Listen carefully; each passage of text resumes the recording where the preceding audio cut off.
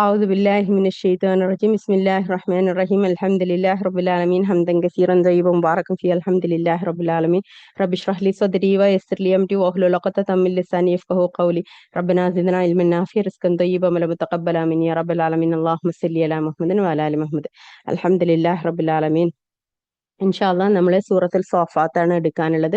സൂറത്തുൽ സ്വാഫാത്ത് പിന്നെ മക്കി സൂറത്താണ്.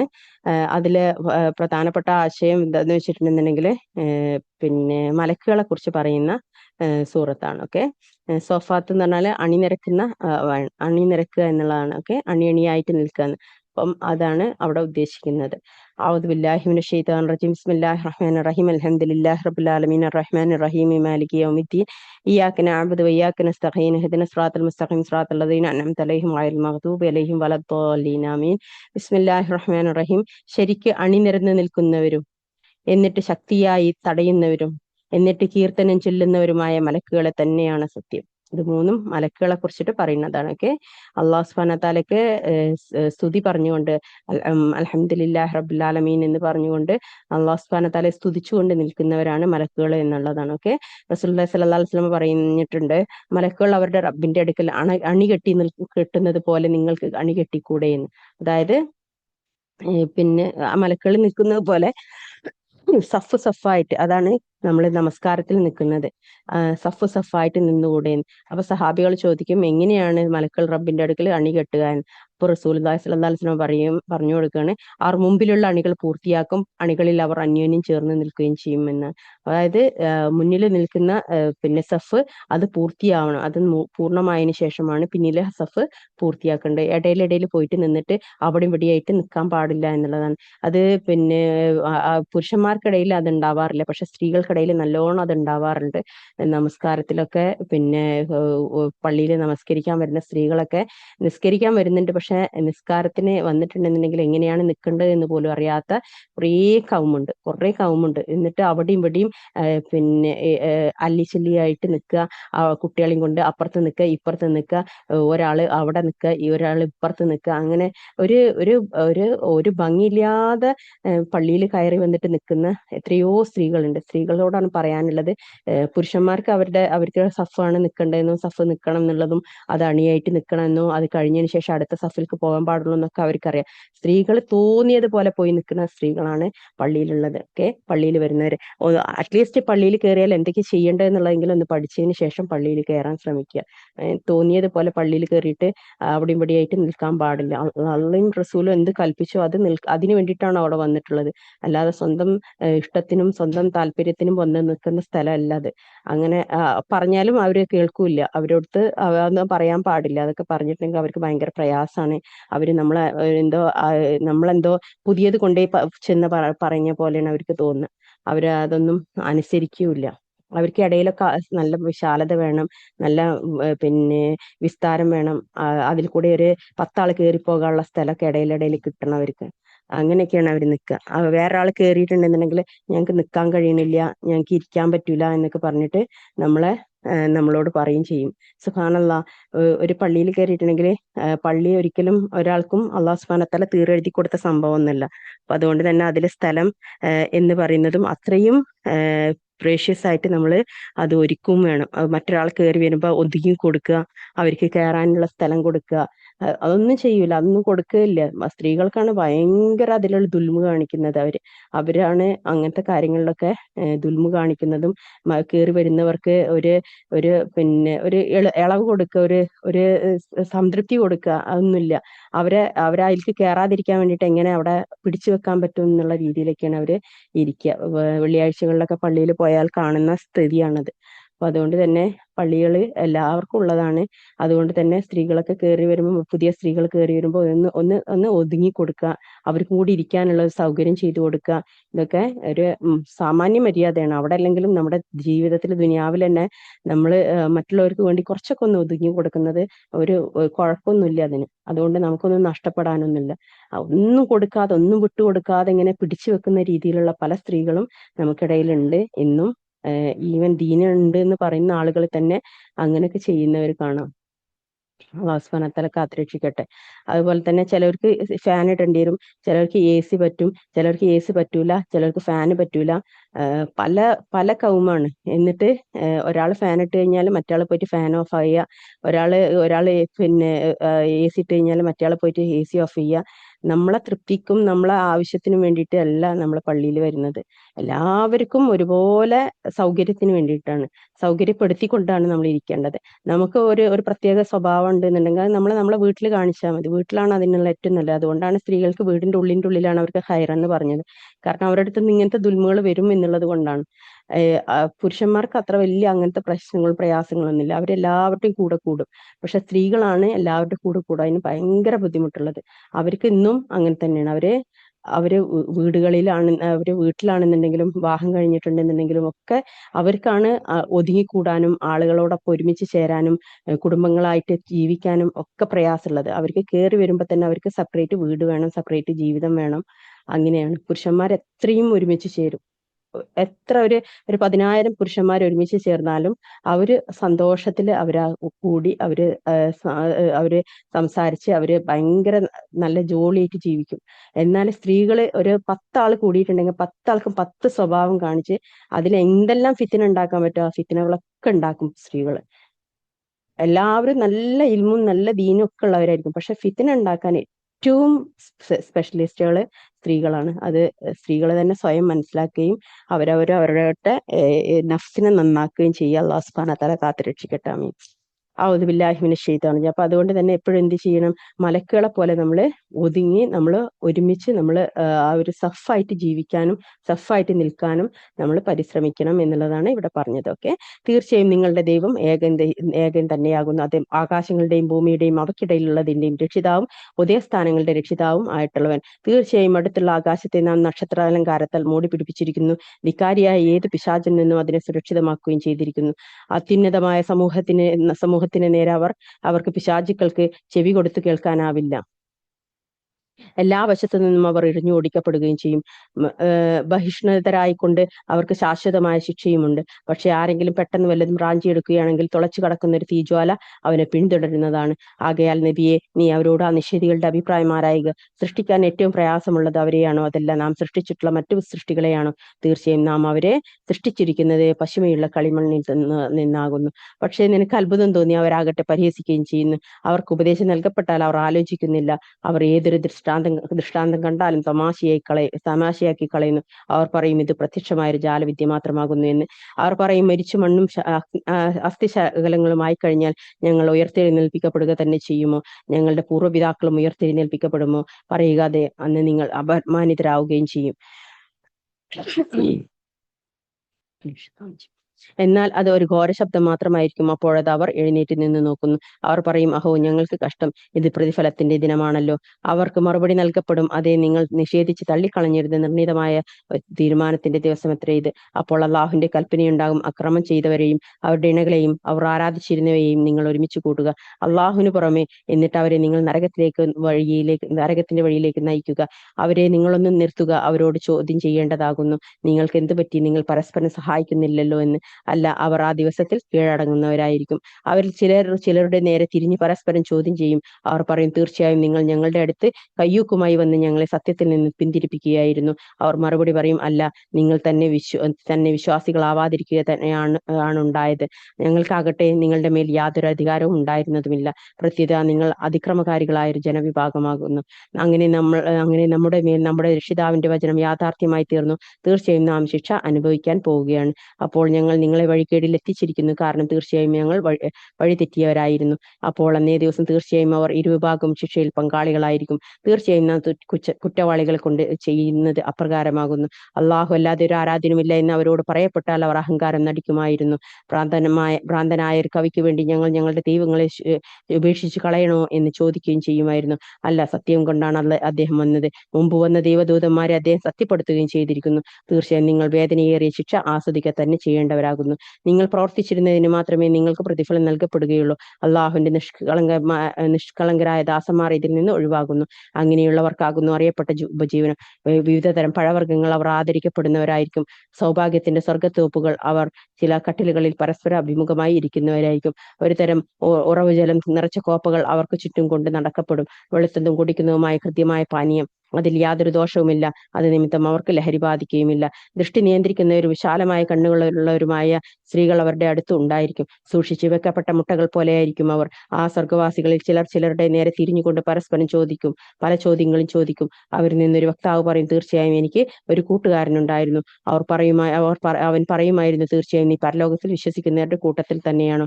നാം മരിച്ചിട്ട് മണ്ണും അഗ്നിശകലവുമായി കഴിഞ്ഞാലും നമുക്ക് നമ്മുടെ കർമ്മഫലങ്ങൾ നൽകപ്പെടുന്നതാണോ? തുടർന്ന് ആ വക്താവ് കൂടെയുള്ളവരോട് പറയും, നിങ്ങൾ ആ കൂട്ടുകാരനെ എത്തി നോക്കാൻ ഉദ്ദേശിക്കുന്നുണ്ടോ? എന്നിട്ട് അദ്ദേഹം എത്തി നോക്കും. അപ്പോൾ അദ്ദേഹം അവനെ നരകത്തിന്റെ മധ്യത്തിൽ കാണും. അദ്ദേഹം അവനോട് പറയും, അള്ളാഹു തന്നെയാണ്, നീ എന്നെ നാശത്തിൽ അകപ്പെടുത്തുക തന്നെ ചെയ്തേക്കുമായിരുന്നു. എന്റെ രക്ഷിതാവിന്റെ അനുഗ്രഹം ഇല്ലായിരുന്നുവെങ്കിൽ ആ നരകത്തിൽ ഹാജരാക്കപ്പെടുന്നവരിൽ ഞാനും ഉൾപ്പെടുമായിരുന്നു. സ്വർഗവാസികൾ പറയും, ഇനി നാം മരണപ്പെടുന്നവരല്ലയോ? നമ്മുടെ ആദ്യത്തെ മരണമല്ലാതെ നാം ശിക്ഷിക്കപ്പെടുന്നവരുമല്ല. സ്വർഗവാസികൾ പറയും, ഇനി നാം മരണപ്പെടുന്നവരല്ലല്ലോ, നമ്മുടെ ആദ്യത്തെ മരണമല്ലാതെ നാം ശിക്ഷിക്കപ്പെടുന്നവരുമല്ല. തീർച്ചയായും ഇത് തന്നെയാണ് മഹത്തായ ഭാഗ്യം. ഇതുപോലെയുള്ളതിന് വേണ്ടി എത്ര പ്രവർത്തകന്മാർ പ്രവർത്തിക്കുന്നത്. അതാണോ വിശിഷ്ടമായ സൽക്കാരം? അതല്ല, സഖും വൃക്ഷമാണ്. സഖൂം എന്ന് പറയുന്നത് നരകത്തിലെ ഒരു വൃക്ഷമാണ്. ഓക്കെ, നരകവൃക്ഷത്തിന്റെ പേരാണ് സഖൂം എന്നുള്ളത്. അതിനെ പറ്റിയിട്ടാണ് പിന്നെ പറയുന്നത്. തീർച്ചയായും അതിനെ നാം അക്രമകാരികൾക്ക് ഒരു പരീക്ഷണമാക്കിയിരിക്കുന്നു. നരകത്തിന്റെ അടിയിൽ മുളച്ചു പൊങ്ങുന്ന ഒരു വൃക്ഷമത്രേ അത്. അതിന്റെ കുലാപ്പശാചുക്കളുടെ തലകൾ പോലെയായിരിക്കും. തീർച്ചയായും അവർ അതിൽ നിന്ന് തിന്ന് വയറ് നിറക്കുന്നവരായിരിക്കും. പിന്നീട് അവർക്കതിന് മീതെ ചുട്ടു തിളക്കുന്ന വെള്ളത്തിന്റെ ഒരു ചേരുവയുണ്ട്. പിന്നീട് തീർച്ചയായും അവരുടെ മടക്കം നരകത്തിലേക്ക് തന്നെയാകുന്നു. തീർച്ചയായും അവർ തങ്ങളുടെ പിതാക്കളെ കണ്ടെത്തിയത് വഴിപഴച്ചവരായിട്ടാണ്. അങ്ങനെ ഇവർ അവരുടെ പിതാക്കളുടെ കാൽപ്പാടുകളിലൂടെ കുതിച്ചു പായുന്നു. ഇവർക്ക് മുമ്പ് പൂർവികരിൽ അധിക പേരും വഴിപഴച്ചു പോവുക തന്നെയാണ് ഉണ്ടായത്. അവരിൽ നാം താക്കീതുകാരെ നിയോഗിക്കുകയും ഉണ്ടായിട്ടുണ്ട്. എന്നിട്ട് നോക്കൂ, ആ താക്കീത് നൽകപ്പെട്ടവരുടെ പര്യവസാനം എങ്ങനെയായിരുന്നുവെന്ന്. അള്ളാഹുവിന്റെ നിഷ്കളങ്കരായ ദാസന്മാർ ഒഴികെ നൂഹ് നമ്മെ വിളിക്കുകയുണ്ടായി. അപ്പോൾ ഉത്തരം നൽകിയവൻ എത്ര നല്ലവൻ. അദ്ദേഹത്തെയും അദ്ദേഹത്തിന്റെ ആളുകളെയും നാം വമ്പിച്ച ദുരന്തത്തിൽ നിന്ന് രക്ഷപ്പെടുത്തി അദ്ദേഹത്തിന്റെ സന്തതികളെ നാം ഭൂമിയിൽ നിലനിർത്തുന്നവരാക്കുകയും പിൽക്കാലത്ത് വന്നവരിൽ അദ്ദേഹത്തെ പറ്റിയുള്ള സൽകീർത്തി നാം അവശേഷിപ്പിക്കുകയും ചെയ്തു. ലോകരിൽ നൂഹിനെ സമാധാനം. തീർച്ചയായും അപ്രകാരമാണ് സദ്വൃത്തന്മാർക്ക് നാം പ്രതിഫലം നൽകുന്നത്. തീർച്ചയായും അദ്ദേഹം നമ്മുടെ സത്യവിശ്വാസികളായ ദാസന്മാരുടെ കൂട്ടത്തിലാകുന്നു. പിന്നീട് നാം മറ്റുള്ളവരെ മുഖ്യ നശിപ്പിച്ചു. തീർച്ചയായും അദ്ദേഹത്തിന്റെ കക്ഷികളിൽപ്പെട്ട ആൾ തന്നെയാകുന്നു ഇബ്രാഹിം.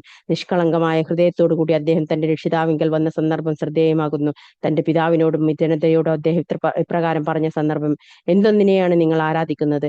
അള്ളാഹുവിന് പുറമെ വ്യാജമായി നിങ്ങൾ മറ്റു ദൈവങ്ങളെ ആഗ്രഹിക്കുകയാണോ? അപ്പോൾ രോഗരക്ഷിതാവിനെ പറ്റി നിങ്ങളുടെ വിചാരം എന്താണ്? എന്നിട്ട് അദ്ദേഹം നക്ഷത്രങ്ങളുടെ നേരെ ഒരു നോട്ടം നോക്കി. തുടർന്ന് അദ്ദേഹം പറഞ്ഞു, തീർച്ചയായും എനിക്ക് അസുഖമാകുന്നു. അപ്പോൾ അവർ അദ്ദേഹത്തെ വിട്ട് പിന്തിരിഞ്ഞു പോയി.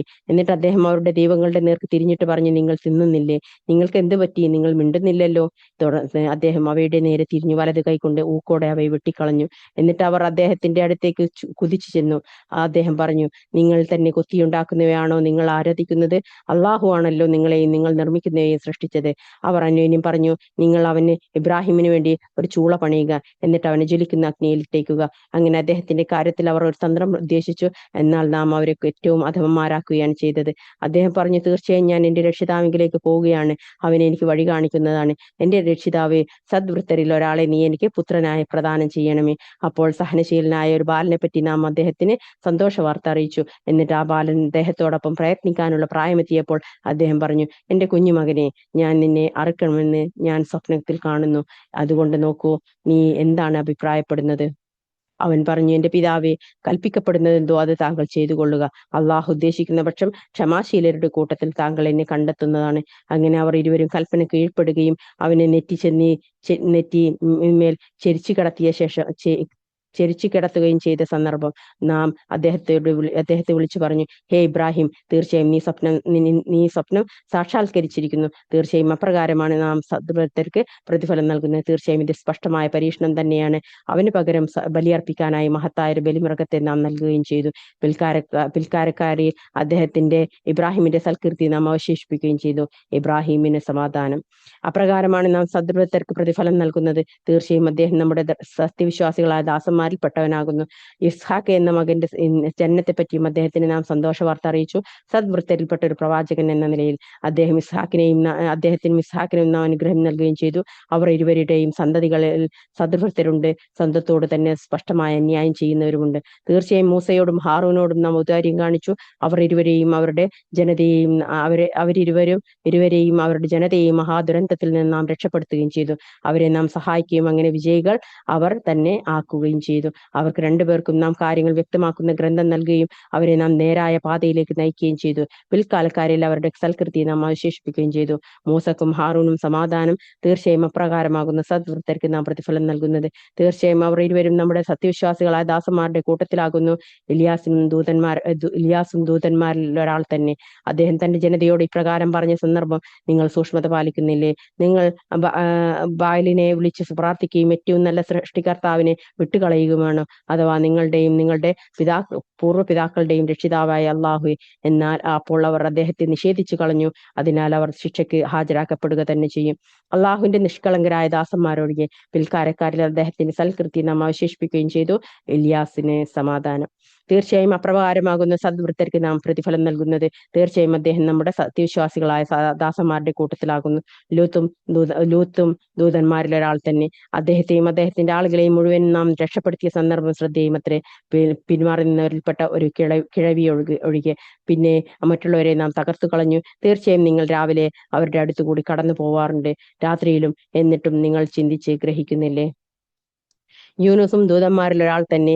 അദ്ദേഹം ദ്വാരം നിറച്ച കപ്പലിലേക്ക് ഒളിച്ചോടിയ സന്ദർഭം ശ്രദ്ധേയമത്രേ. എന്നിട്ട് അദ്ദേഹം കപ്പൽ യാത്രക്കാരോടൊപ്പം നറുക്കെടുപ്പിൽ പങ്കെടുത്തു. അപ്പോൾ അദ്ദേഹം പരാജിതരുടെ കൂട്ടത്തിലായിപ്പോയി. അങ്ങനെ അദ്ദേഹം ആക്ഷേപത്തിന് അർഹനായിരിക്കെ ആ വൻ മത്സ്യം അദ്ദേഹത്തെ വിഴുങ്ങി. എന്നാൽ അദ്ദേഹം അള്ളാഹുവിന്റെ പരിശുദ്ധിയെ പ്രകീർത്തിക്കുന്നവരുടെ കൂട്ടത്തിലായിരുന്നില്ലെങ്കിൽ ജനങ്ങൾ ഉയർത്തെഴുന്നേൽപ്പിക്കപ്പെടുന്ന ദിവസം വരെ അതിന്റെ വയറ്റിൽ തന്നെ അദ്ദേഹത്തിന് കഴിഞ്ഞുകൂടേണ്ടി വരുമായിരുന്നു. എന്നിട്ട് അദ്ദേഹത്തെ അനാരോഗ്യവാനായ നിലയിൽ തുറന്ന സ്ഥലത്തേക്ക് നാം തള്ളി. അദ്ദേഹത്തിന്റെ മേൽ നാം ഈ യഖ്തീൻ വൃക്ഷം മുളപ്പിക്കുകയും ചെയ്തു. അദ്ദേഹത്തെ നാം 1,00,000 അതിലധികമോ വരുന്ന ജനവിഭാഗത്തിലേക്ക് നിയോഗിച്ചു. അങ്ങനെ അവർ വിശ്വസിക്കുകയും സൽഫലമായി കുറെ കാലത്തേക്ക് അവർക്ക് നാം സുഖജീവിതം നൽകുകയും ചെയ്തു. എന്നാൽ നബിയെ, നീ അവരോട് ബഹുദൈവ വിശ്വാസികളോട് അഭിപ്രായം ആരായുക. നിന്റെ രക്ഷിതാവിന് പെൺമക്കളും അവർക്ക് ആൺമക്കളുമാണോ? അതല്ല നാം മലക്കുകളെ സ്ത്രീകളായി സൃഷ്ടിച്ചതിന് അവർ ദൃക്സാക്ഷികളായിരുന്നു. അറിഞ്ഞേക്കുക, അവർ പറയുന്നത് തീർച്ചയായും അവരുടെ വ്യാജ നിർമ്മിതിയിൽപ്പെട്ടതാകുന്നു. അള്ളാഹു സന്താനങ്ങൾക്ക് ജന്മം നൽകിയിട്ടുണ്ടെന്ന് തീർച്ചയായും അവർ കള്ളം പറയുന്നവർ തന്നെയാകുന്നു. ആൺമക്കളെക്കാൾ ഉപരിയായി അവൻ പെൺമക്കളെ തെരഞ്ഞെടുത്തുവെന്നോ? നിങ്ങൾക്ക് എന്തു പറ്റി? എപ്രകാരമാണ് നിങ്ങൾ വിധി കൽപ്പിക്കുന്നത്? നിങ്ങൾ ആലോചിച്ച് നോക്കുന്നില്ലേ? അതല്ല വ്യക്തമായ വല്ല പ്രമാണവും നിങ്ങൾക്ക് വന്നു കിട്ടിയിട്ടുണ്ടോ? എന്നാൽ നിങ്ങൾ നിങ്ങളുടെ രേഖ കൊണ്ടുവരുവിൻ, നിങ്ങൾ സത്യവാന്മാരാണെങ്കിൽ. അള്ളാഹുവിനും ജിന്നുകൾക്കുമിടയിൽ അവർ കുടുംബബന്ധം സ്ഥാപിക്കുകയും ചെയ്തിരിക്കുന്നു. എന്നാൽ തീർച്ചയായും തങ്ങൾ ശിക്ഷയ്ക്ക് ഹാജരാക്കപ്പെടുക തന്നെ ചെയ്യുമെന്ന് ജിന്നുകൾ മനസ്സിലാക്കിയിട്ടുണ്ട്. അവർ ചമച്ചു പറയുന്നതിൽ നിന്നെല്ലാം അള്ളാഹു എത്രയോ പരിശുദ്ധൻ. എന്നാൽ അദ്ദേഹത്തിന്റെ നിഷ്കളങ്കരായ ദാസന്മാർ ഇതിൽ നിന്നെല്ലാം ഒഴിവാകുന്നു. എന്നാൽ നിങ്ങൾക്കും നിങ്ങൾ എന്തിനെ ആരാധിക്കുന്നുവോ അവയ്ക്കും അള്ളാഹുവിനെതിരായി ആരെയും കുഴപ്പത്തിലാക്കാനാവില്ല. തീർച്ച നരകത്തിൽ വെന്തെരിയാൻ പോകുന്നവനാരോ അവനെയല്ലാതെ. മലക്കുകൾ ഇപ്രകാരം പറയും: നിശ്ചിതമായ ഓരോ ഉണ്ടായിട്ടുള്ളവരല്ലാതെ ഞങ്ങളിൽ ആരും തന്നെയില്ല. മലക്കുകൾ ഇപ്രകാരം പറയും: നിശ്ചിതമായ ഓരോ സ്ഥാനമുള്ളവരായിട്ടല്ലാതെ ഞങ്ങളിൽ ആരും തന്നെയില്ല. തീർച്ചയായും ഞങ്ങൾ തന്നെയാണ് അണിനിരന്ന് നിൽക്കുന്നവർ. തീർച്ചയായും ഞങ്ങൾ തന്നെയാണ് അള്ളാഹുവിന്റെ പരിശുദ്ധിയെ പ്രകീർത്തിക്കുന്നവർ. തീർച്ചയായും അവർ സത്യനിഷേധികൾ ഇപ്രകാരം പറയാറുണ്ടായിരുന്നു: പൂർവികന്മാരിൽ നിന്ന് ലഭിച്ച വല്ല ഉത്ബോധനവും ഞങ്ങളുടെ പക്കൽ ഉണ്ടായിരുന്നുവെങ്കിൽ ഞങ്ങൾ അള്ളാഹുവിന്റെ നിഷ്കളങ്കരായ ദാസന്മാരാവുക തന്നെ ചെയ്യുമായിരുന്നു. എന്നാൽ അവർ ഈ വേദഗ്രന്ഥത്തിൽ അവിശ്വസിക്കുകയാണ് ചെയ്തത്. അതിനാൽ അവർ പിന്നീട് കാര്യം മനസ്സിലാക്കിക്കൊള്ളും. ദൂതന്മാരായി നിയോഗിക്കപ്പെട്ട നമ്മുടെ ദാസന്മാരോട് നമ്മുടെ വചനം മുമ്പേ ഉണ്ടായിട്ടുണ്ട്. തീർച്ചയായും അവർ തന്നെയായിരിക്കും സഹായം നൽകപ്പെടുന്നവരെന്നും തീർച്ചയായും നമ്മുടെ സൈന്യം തന്നെയാണ് ജേതാക്കളായിരിക്കുകയെന്നും. അതിനാൽ ഒരവധി വരെ നീ അവരിൽ നിന്ന് തിരിഞ്ഞു കളയുക, നീ അവരെ വീക്ഷിക്കുകയും ചെയ്യുക. അവർ പിന്നീട് കണ്ടറിഞ്ഞുകൊള്ളും. അപ്പോൾ നമ്മുടെ ശിക്ഷയുടെ കാര്യത്തിലാണോ അവർ തിടുക്കം കൂട്ടിക്കൊണ്ടിരിക്കുന്നത്?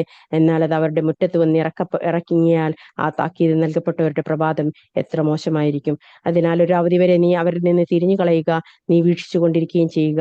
അവർ പിന്നീട് കണ്ടറിഞ്ഞുകൊള്ളും. പ്രതാപത്തിന്റെ നാഥനായ നിന്റെ രക്ഷിതാവ് അവർ ചമച്ചുണ്ടാക്കുന്നതിൽ നിന്നെല്ലാം എത്ര പരിശുദ്ധൻ. ദൂതന്മാർക്ക് സമാധാനം. ലോകരക്ഷിതാവായ അള്ളാഹുവിനെ സ്തുതി. അൽഹംദുലില്ലാഹി റബ്ബിൽ ആലമീൻ. ഇതില് ഒരു പിന്നെ സുബ്ഹാനല്ലാഹ് ഒരു നബിയുടെ കഥ മാത്രമേ നമ്മളിതില് പഠിക്കാത്തൊരു കഥ ആയിട്ട് പുതിയതായിട്ട് വന്നിട്ടുള്ളൂ. അത് പിന്നെ അള്ളാഹു കൽപ്പിച്ച് അത് അനുസരിക്കാതെ അള്ളാഹു എല്ലാ നബിമാർക്കും അള്ളാഹു സുബ്ഹാനഹു വ തആല നിർദ്ദേശങ്ങൾ കൊടുക്കുന്നതിനനുസരിച്ചാണ് അവര് പ്രബോധനം നടത്തുന്നതും അവരവിടെ നിൽക്കുന്നതും അവരവിടുന്ന് പോകുന്നതും ഒക്കെ അള്ളാഹു സുബ്ഹാനഹു വ തആലയുടെ കൽപ്പന അനുസരിച്ചാണ്. പക്ഷെ ഒരു നബി മാത്രം അത് പിന്നെ കൽപ്പനക്ക് വിരുദ്ധമായിട്ട് അദ്ദേഹം അവിടെ നിന്ന് അള്ളാഹുവിന്റെ കൽപ്പന വരുന്നതിന് മുമ്പ് ആ പ്രയാസം സഹിക്കാൻ കഴിയാഞ്ഞിട്ട് ഓടിപ്പോയി. റസൂലുള്ളാഹി സ്വല്ലല്ലാഹു അലൈഹി വസല്ലം ഒക്കെ പിന്നെ മക്കയില് പ്രയാസം അനുഭവിച്ചിരിക്കുമ്പം പിന്നെ സഹാബികൾ വന്നിട്ട് ചോദിക്കുമായിരുന്നു, റസൂലെ, ഞങ്ങൾക്ക് ഈ പ്രയാസത്തിൽ നിന്നൊരു മോചനം ഇല്ലേ? പിന്നെ ഞങ്ങൾക്ക് അവരോട് തിരിച്ച് ഞങ്ങൾ മറുപടി പറഞ്ഞോട്ടെ, അവർക്കെതിരെ ഞങ്ങൾ യുദ്ധം ചെയ്തോട്ടെ എന്ന് ചോദിക്കാറുണ്ടായിരുന്നു. റസൂലുള്ളാഹി സ്വല്ലല്ലാഹു അലൈഹി വസല്ലമ എല്ലാത്തിനും തടഞ്ഞു നിർത്തുകയാണ് ചെയ്തത്. അതിന്റെ കാരണം ഇതാണ്, അള്ളാഹു സുബ്ഹാനഹു വ തആലയുടെ കൽപ്പന വരാതെ ഒരിക്കലും ഒന്നും ചെയ്യാൻ പാടില്ല എന്നുള്ളത് പിന്നെ നബിമാർക്ക് കിട്ടിയ വഹീന്റെ അടിസ്ഥാനമാണ്. അപ്പൊ അതുകൊണ്ട് തന്നെ അള്ളാഹുവിന്റെ കൽപ്പന വരുന്നത് വരെ കാത്തിരിക്കുകയായിരുന്നു റസൂലുള്ളാഹി സ്വല്ലല്ലാഹു അലൈഹി വസല്ലം ചെയ്തത്. അതിനുശേഷമാണ് പിന്നെ ഹിജ്റ പോകുന്നതും അതിനുശേഷമാണ് പിന്നെ എത്രയോ 2 വർഷത്തിന് ശേഷം, 1 വർഷം കഴിഞ്ഞ് 2-ാമത്തെ വർഷമാണ് ബദറില് യുദ്ധം നടക്കുന്നത്. അപ്പൊ അതുവരെ റസൂലുള്ളാഹി സ്വല്ലല്ലാഹു അലൈഹി വസല്ലമയും സഹാബികളും ക്ഷമയോടുകൂടി കാത്തിരിക്കുകയാണ് ചെയ്തത് അള്ളാഹുവിൽ നിന്നുള്ള അറിവ് എത്തുന്നത് വരെ. എന്നാല് യൂനുസ് അലൈഹിസ്സലാമാണ് അള്ളാഹു സുബ്ഹാനഹു വ തആലയുടെ അറിവ് എത്തുന്നതിന് മുമ്പ് അവിടെ നിന്ന് പേടിച്ചിട്ട് അവരുടെ പ്രയാസം സഹിക്കാൻ കഴിയാഞ്ഞിട്ട് ഓടിപ്പോയത്. അങ്ങനെ അദ്ദേഹം കപ്പലിൽ അഭയം തേടുകയും അങ്ങനെ കപ്പലിൽ നിന്ന് വെച്ചിട്ട് അദ്ദേഹത്തിന് പിന്നെ അവിടെ പിന്നെ കാറും കോളും കാറ്റൊക്കെ അടിക്കുകയും അങ്ങനെ കപ്പലിൽ നിന്ന് ഒരാളെ ഒഴിവാക്കണം എന്നുള്ളത് പിന്നെ കപ്പലിന് താങ്ങാൻ കഴിയുന്നില്ല കനം, അതുകൊണ്ട് തന്നെ അതിൽ നിന്ന് ഒരാളെ ഒഴിവാക്കണം എന്ന് പറയുകയും അങ്ങനെ അവിടെ നറുക്കിടുമ്പം യൂനുസ് അലൈഹി ഇസ്ലാമിന്റെ പേരാണ് അതിൽ വരിക. അങ്ങനെ യൂനുസ് അലൈഹി ഇസ്ലാമിനെ കടലിൽ നിന്ന് അവര് വെള്ളത്തിലേക്ക് ഇടുകയാണ് ചെയ്യുന്നത്. അങ്ങനെ മത്സ്യം വന്ന് വിഴുങ്ങുകയും അദ്ദേഹം ആ മത്സ്യത്തിന്റെ വയറ്റില് 7 ദിവസമാണെന്നും പറയുന്നു, എത്രയോ കൊല്ലങ്ങളാണെന്നും പറയുന്നു. അല്ലാഹു അലം. അദ്ദേഹം ആ മത്സ്യത്തിന്റെ വയറ്റിന്റെ ഉള്ളിൽ കിടക്കുകയും പിന്നീട് അദ്ദേഹം ലാ ഇലാഹ ഇല്ല അൻത സുബ്ഹാനക ഇന്നി കുൻതു മിനൽ ളാലിമീൻ എന്ന ദുആ ചെയ്യുകയും അങ്ങനെ അദ്ദേഹത്തെ മത്സ്യം പുറന്തള്ളുകയാണ് ചെയ്തത്, കരയിലേക്ക് പുറന്തള്ളി. പക്ഷെ അപ്പോഴേക്കും അദ്ദേഹത്തിന്റെ ആരോഗ്യമൊക്കെ ക്ഷയിച്ച് അദ്ദേഹം തളർന്ന് അവശനായിരുന്നു. അങ്ങനെ അദ്ദേഹം അവിടെ കിടക്കുകയും കിടന്ന കിടപ്പിൽ തന്നെ കിടക്കുകയും അതിന്റെ മുകളിൽ മരം മുളച്ചു പൊന്തി എന്നാണ്. അത്രയും അദ്ദേഹം പിന്നെ തളർന്നു പോയിട്ട് അങ്ങനെ കടന്നുപോയിരുന്നു എന്നാണ്. പിന്നീടാണ് അള്ളാഹു സുബ്ഹാനഹു വ തആല പിന്നെ അദ്ദേഹത്തിന്റെ പ്രാർത്ഥന സ്വീകരിച്ച് അള്ളാഹു സുബ്ഹാനഹു വ തആല പുതിയൊരു ജനതയിലേക്ക് അദ്ദേഹത്തെ നിയോഗിക്കുകയും അങ്ങനെ വേറൊരു സമൂഹം അങ്ങനെ അതിലൂടെ ഉണ്ടാവുകയും ചെയ്തതൊക്കെ അതാണ്. ഓക്കെ, അതാണ് ആ ഒരൊറ്റ കഥ മാത്രമേ ഉള്ളൂ നിങ്ങൾ അറിയാത്തൊരു കഥ എന്നുള്ളത്. ബാക്കി എല്ലാ കഥകളും മുൻപ് നമ്മൾ കടന്നു പോയതാണ്. അപ്പൊ അതുകൊണ്ട് അതിനെക്കുറിച്ച് പറയുന്നില്ല. ഓക്കെ, ജസാക്കുമുല്ലാഹ് ഖൈറല്ലാഹു മുബാരിക്. അപ്പൊ നമ്മുടെ എന്ത് പ്രയാസങ്ങൾ ഉണ്ടെങ്കിലും നമ്മളടുത്ത് വന്ന മിസ്റ്റേക്ക് കൊണ്ടുണ്ടായ പ്രയാസങ്ങളാണെന്നുണ്ടെങ്കിൽ ലാ ഇലാഹ ഇല്ല അൻത സുബ്ഹാനക ഇന്നി കുൻതു മിനൽ ളാലിമീൻ എന്നാണ് ആ ദുആ നമ്മൾ കണ്ടിന്യൂസ് ആയിട്ട് ചെയ്തു കഴിഞ്ഞാൽ നമുക്ക് വളരെ കുറഞ്ഞ ദിവസത്തിന്റെ ഉള്ളിൽ തന്നെ നമ്മുടെ ആ പ്രശ്നത്തിൽ നിന്ന് ഒരു തുറവി നമുക്ക് വരും. ഓക്കെ, അല്ലാഹു ആലം. ഔദു ബില്ലാഹി മിനശ് ശൈത്വാനിർ റജീം. അടുത്ത സൂറത്താണ് സൂറത്ത് സ്വാദ്. മക്കയിലാണ് അവതരിച്ചത്. അതിൽ 88 വചനങ്ങളാണ് ഉള്ളത്. ഓക്കെ,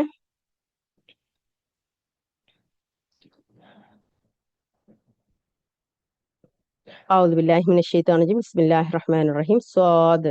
ഉത്ബോധനം ഉൾക്കൊള്ളുന്ന ഖുർആൻ തന്നെയാണ് സത്യം. ഈ സ്വാദ് എന്ന് പറയുന്നത് കേവലാക്ഷരങ്ങളാണ് കേട്ടോ. എന്നാൽ സത്യനിഷേധികൾ ദുരഭിമാനത്തിലും കക്ഷി മത്സരത്തിലുമാകുന്നു. അവർക്ക് മുമ്പ് എത്രയെത്ര തലമുറകളെ നാം നശിപ്പിച്ചു, അപ്പോൾ അവർ മുറവിളി കൂട്ടി. എന്നാൽ അത് രക്ഷപ്രാപിക്കാനുള്ള സമയമല്ല.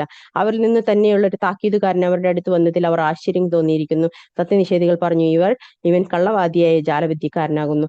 ഇവൻ പല ദൈവങ്ങളെ ഒരൊറ്റ ദൈവമാക്കിയിരിക്കുകയാണോ? തീർച്ചയായും ഇതൊരു അത്ഭുതകരമായ കാര്യം തന്നെ. അവരിൽ പ്രധാനികൾ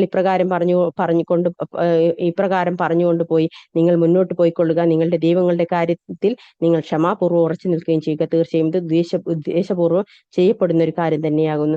അവസാനത്തെ മതത്തിൽ ഇതിനെപ്പറ്റി ഞങ്ങൾ കേൾക്കുകയുണ്ടായിട്ടില്ല. ഇതൊരു കൃത്രിമ സൃഷ്ടി മാത്രമാകുന്നു. ഞങ്ങളുടെ ഇടയിൽ നിന്ന് ഉത്ബോധനം ഇറക്കപ്പെട്ടത് ഇവനെ മേലാണോ? അങ്ങനെയൊന്നുമല്ല. അവർ എന്റെ ഉത്ബോധനത്തെ പറ്റി തന്നെ സംശയത്തിലാകുന്നു. അല്ല, അവർ എന്റെ ശിക്ഷ ഇതുവരെ ആസ്വദിക്കുകയുണ്ടായിട്ടില്ല. അതല്ല, പ്രതാപിയും അത്യുദാരനുമായ നിന്റെ രക്ഷിതാവിന്റെ കാരുണ്യത്തിന്റെ ഖജനാവുകൾ അവരുടെ പക്കലാണോ? അതല്ല ആകാശങ്ങളുടെയും ഭൂമിയുടെയും അവയ്ക്കിടയിലുള്ളതിന്റെയും ആധിപത്യം അവർക്കാണോ? എങ്കിൽ ആ മാർഗങ്ങളിലൂടെ അവർ കയറി നോക്കട്ടെ. പല കക്ഷികളിൽപ്പെട്ട പരാജയപ്പെടാൻ പോകുന്ന ഒരു സൈന്യ വ്യൂഹമത്രേ അവിടെയുള്ളത്. അവർക്ക് മുമ്പ് നൂഹിന്റെ ജനതയും ആദിർ സമുദായവും അണികളുറപ്പിച്ചിരുന്ന ഫിറഔനും നിഷേധിച്ച് തള്ളിയിട്ടുണ്ട്. സമൂത് സമുദായവും ലൂത്തിന്റെ ജനതയും മരക്കൂട്ടങ്ങളിൽ വസിച്ചിരുന്ന ഒരു സത്യത്തെ നിഷേധിച്ച് തള്ളിയിട്ടുണ്ട്. അക്കൂട്ടരത്രേ സത്യത്തിനെതിരിൽ അണിനിരന്ന കക്ഷികൾ. ഇവരാരും തന്നെ ദൂതന്മാരെ നിഷേധിച്ച് കളയാതിരുന്നിട്ടില്ല. അങ്ങനെ എന്റെ ശിക്ഷ അവരിൽ അനിവാര്യമായി തീർന്നു. ഒരൊറ്റ ഘോരശബ്ദമല്ലാതെ മറ്റൊന്നും ഇക്കൂട്ടർ നോക്കിയിരിക്കുന്നില്ല. അത് സംഭവിച്ചു കഴിഞ്ഞാൽ ഒട്ടും സാവകാശമുണ്ടായിരിക്കുകയില്ല. അവർ പറയുന്നു, ഞങ്ങളുടെ രക്ഷിതാവേ, വിചാരണയുടെ ദിവസത്തിനു മുമ്പ് തന്നെ ഞങ്ങൾക്കുള്ള ശിക്ഷയുടെ വിഹിതം ഞങ്ങൾക്കൊന്ന് വേഗത്തിലാക്കി തരണമേ എന്ന്. നബിയെ, അവർ പറയുന്നതിനെ പറ്റി നീ ക്ഷമിച്ചുകൊള്ളുക. നമ്മുടെ കയ്യൂക്കുള്ള ദാസനായ ദാവൂദിനെ നീ അനുസരിക്കുകയും ചെയ്യുക. തീർച്ചയായും അദ്ദേഹം ദൈവത്തിങ്കിലേക്ക് ഏറ്റവും അധികം ഖേദിച്ചു മടങ്ങിയവനാകുന്നു. സന്ധ്യാസമയത്തും സൂര്യോദയ സമയത്തും സ്തോത്ര കീർത്തനം നടത്തുന്ന നിലയിൽ നാം പർവ്വതങ്ങളെ അദ്ദേഹത്തോടൊപ്പം കീഴ്പ്പെടുത്തുക തന്നെ ചെയ്തു. ശേഖരിക്കപ്പെട്ട നിലയിൽ പറവകളെയും നാം കീഴ്പ്പെടുത്തി. എല്ലാം തന്നെ അദ്ദേഹത്തിങ്കിലേക്ക് ഏറ്റവും അധികം വിനയത്തോടെ തിരിഞ്ഞവയായിരുന്നു. അദ്ദേഹത്തിന്റെ ആധിപത്യം നാം സുശക്തമാക്കുകയും അദ്ദേഹത്തിന് നാം തത്വജ്ഞാനവും തീർപ്പ് കൽപ്പിക്കാൻ വേണ്ട സംസാര വൈഭവവും നൽകുകയും ചെയ്തു. വഴക്ക് കൂടുന്ന കക്ഷികൾ പ്രാർത്ഥനാ മണ്ഡപത്തിന്റെ മതിൽ കയറി ചെന്ന സമയത്തെ വർത്തമാനം നിനക്ക് ലഭിച്ചിട്ടുണ്ടോ? അവർ ദാവൂദിന്റെ അടുത്ത് കടന്നു ചെല്ലുകയും അദ്ദേഹം അവരെ പറ്റി പരിഭ്രാന്തരാകുകയും ചെയ്ത സന്ദർഭം. അവർ പറഞ്ഞു, താങ്കൾ ഭയപ്പെടേണ്ട, ഞങ്ങൾ രണ്ട് എതിർകക്ഷികളാകുന്നു. ഞങ്ങളിൽ ഒരു കക്ഷി മറുകക്ഷിയോട് അന്യായം ചെയ്തിരിക്കുന്നു. അതിനാൽ ഞങ്ങൾക്കിടയിൽ താങ്കൾ ന്യായപ്രകാരം വിധി കൽപ്പിക്കണം. താങ്കൾ നീതികേട് കാണിക്കരുത്. ഞങ്ങൾക്ക് നേരായ പാതയിലേക്ക് വഴി കാണിക്കണം. ഇതാ, ഇവൻ എന്റെ സഹോദരനാകുന്നു. അവന് 99 പെണ്ണാടുകളുണ്ട്, എനിക്ക് ഒരു പെണ്ണാടും. എന്നിട്ട് അവൻ പറഞ്ഞു, അതിനെയും കൂടി എനിക്ക് ഏൽപ്പിച്ചു തരണമെന്ന്. സംഭാഷണത്തിൽ അവൻ എന്നെ തോൽപ്പിച്ചു കളയുകയും ചെയ്തു. അദ്ദേഹം ദാവൂദ് പറഞ്ഞു, തന്റെ പെണ്ണാടുകളുടെ കൂട്ടത്തിലേക്ക് നിന്റെ പെണ്ണാടിനെ കൂടി ആവശ്യപ്പെട്ടത് മുഖേന അവൻ നിന്നോട് അനീതി കാണിക്കുക തന്നെ ചെയ്തിരിക്കുന്നു. തീർച്ചയായും പങ്കാളികളിൽ കൂട്ടുകാരിൽ പലരും പരസ്പരം അതിക്രമം കാണിക്കുകയാണ് ചെയ്യുന്നത്. വിശ്വസിക്കുകയും സൽക്കർമ്മങ്ങൾ പ്രവർത്തിക്കുകയും ചെയ്തവരൊഴികെ വളരെ കുറച്ചു പേരേ ഉള്ളൂ അത്തരക്കാർ. ദാവൂദ് വിചാരിച്ചു, നാം അദ്ദേഹത്തെ പരീക്ഷിക്കുക തന്നെയാണ് ചെയ്തതെന്ന്. തുടർന്ന് അദ്ദേഹം തന്റെ രക്ഷിതാവിനോട് പാപമോചനം തേടുകയും അദ്ദേഹം കുമ്പിട്ടുകൊണ്ട് വീഴുകയും ഖേദിച്ചു മടങ്ങുകയും ചെയ്തു. അപ്പോൾ അദ്ദേഹത്തിന് നാം പുറത്തു കൊടുത്തു. തീർച്ചയായും അദ്ദേഹത്തിന് നമ്മുടെ അടുക്കൽ സാമീപ്യവും മടങ്ങി വരാൻ ഉത്തമമായ സ്ഥാനവുമുണ്ട്. അള്ളാഹു പറഞ്ഞു, ഹേ ദാവൂദ്, തീർച്ചയായും നിന്നെ നാം ഭൂമിയിൽ ഒരു പ്രതിനിധിയാക്കിയിരിക്കുന്നു. ആകയാൽ ജനങ്ങൾക്കിടയിൽ ന്യായപ്രകാരം നീ വിധി കൽപ്പിക്കുക.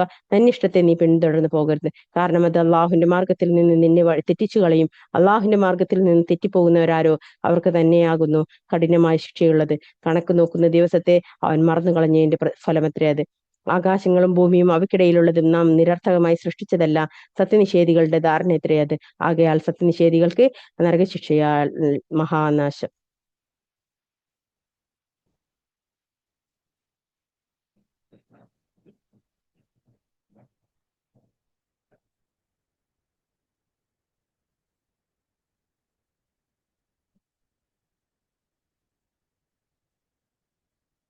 റസൂലുള്ളാഹി സ്വല്ലല്ലാഹു അലൈഹി വസല്ലമ ഒരിക്കൽ പറഞ്ഞിട്ടുണ്ട്, ഖിയാമത്ത് നാളിൽ മനുഷ്യരിൽ വെച്ച് അള്ളാഹുങ്കലേക്ക് ഏറ്റവും ഇഷ്ടപ്പെട്ടവനും ഏറ്റവും സാമീപ്യമുള്ളവനും നീതിമാനായ നേതാവുമായിരിക്കും. ഖിയാമത്ത് നാളിൽ മനുഷ്യരിൽ വെച്ച് അള്ളാഹുങ്കിലേക്ക് ഏറ്റവും വെറുക്കപ്പെട്ടവനും ഏറ്റവും കഠിന ഹൃദയമുള്ളവനും നീതികെട്ട നേതാവുമായിരിക്കുമെന്ന്. അതായത് നീതി പാലകനായ ആളെയാണ് അള്ളാഹു സുബ്ഹാനഹു വ തആല ഏറ്റവും ഇഷ്ടപ്പെടുന്നത്.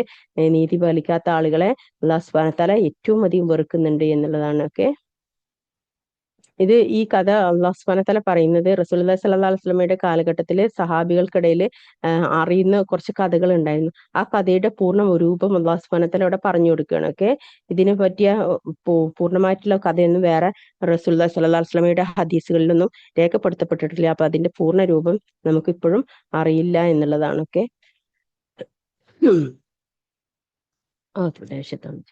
അലി റളിയല്ലാഹു അൻഹു പറഞ്ഞിട്ടുണ്ട്, ദാവൂദ് അലി ഇസ്ലാമിനെ പറ്റി കഥാകാരന്മാർ പറയുന്നത് ആരെങ്കിലും പറഞ്ഞാൽ ഞാൻ അവരെ 160 അടി അടിക്കുമെന്നാണ്. അപ്പൊ അതുകൊണ്ട് തന്നെ ഇസ്രായേലി കഥകളിലെ ഏറ്റവും പഴക്കമേറിയ കഥകളാണ് ഇതൊക്കെ. അപ്പൊ അതുകൊണ്ട് തന്നെ അതില് പല കൂട്ടിച്ചേർക്കലുകളും പല ഇല്ലാത്ത കഥകളും ഉണ്ട്. അപ്പൊ അതുകൊണ്ട് തന്നെ അതൊന്നും നമ്മൾ എന്ത് ചെയ്യാൻ പാടില്ല, നമ്മൾ അതൊന്നും പിൻപറ്റാനോ അതിനെ ഫോർവേഡ് ചെയ്ത് കളിക്കാനോ മറ്റുള്ളവർക്ക് ആ കഥ പലതും ആക്കിയിട്ട് പറയാനൊന്നും പാടില്ല. ഖുർആനിൽ എന്താണോ കാണിച്ചത് അത് മാത്രമേ നമുക്ക് അറിയുള്ളൂ എന്നുള്ളതാണ്. ഓക്കെ, പിന്നെ ഈ കഥയെ പറ്റിയിട്ട് ഇങ്ങനെയാണുള്ളത്. ദാവൂദ് അലൈഹി ഇസ്ലാമിൻ പ്രാർത്ഥനാ മുറിയിൽ നിൽക്കുമ്പം അവിടെ പിന്നെ ചുവര് കയറിയിട്ട് കുറെ ആളുകൾ കടന്നു വന്നു. മറ്റാർക്കും പ്രവേശനമില്ലാത്തൊരു സ്ഥലമായിരുന്നു അത് എന്നാണ്. ഓക്കെ, അപ്പം ആ ഒരു കൂട്ടരെ പെട്ടെന്ന് അതിക്രമിച്ച് കയറി വന്നപ്പോൾ അദ്ദേഹത്തിന് പേടിയായി എന്നുള്ളതാണ്.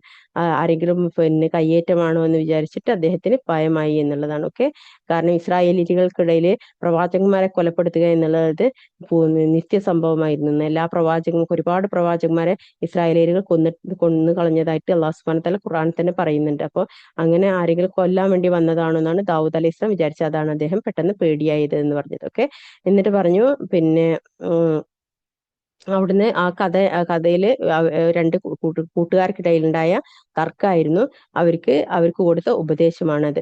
അതായത് 99 ആടുകളുണ്ട് ഒരാൾക്ക്, മറ്റൊരാൾക്ക് ഒറ്റ ആട് മാത്രമേ ഉള്ളൂ. ആ ഒരാടിനെ കൂടി ആ 99 ആടുകളുള്ള ആൾക്ക് വിട്ടുകൊടുക്കണം എന്നുള്ളതാണ് പറഞ്ഞത്. ഓക്കെ, അപ്പൊ അതുകൊണ്ട് തന്നെ അത് അന്യായമായിട്ടുള്ള മൊഴിയാണെന്നുള്ളതാണ് നമ്മൾ മനസ്സിലാക്കുക. ഓക്കെ, അപ്പൊ അതിലെന്താണെന്ന് അല്ലാഹു സുബ്ഹാനഹു വ തആല ഇതിനെപ്പറ്റി പറഞ്ഞിട്ടില്ല. അത് അന്യായമായിട്ടാണ് അദ്ദേഹം പിന്നെ അന്യായക്കാരന് വിധി കൊടുത്ത് പിന്നെ 99 ആടുള്ള ആള് വീണ്ടും ഒരു ആടിനെ കൂടി ചോദിച്ചത് അന്യായമാണെന്ന് പറഞ്ഞു എന്നാണ്. ഓക്കെ,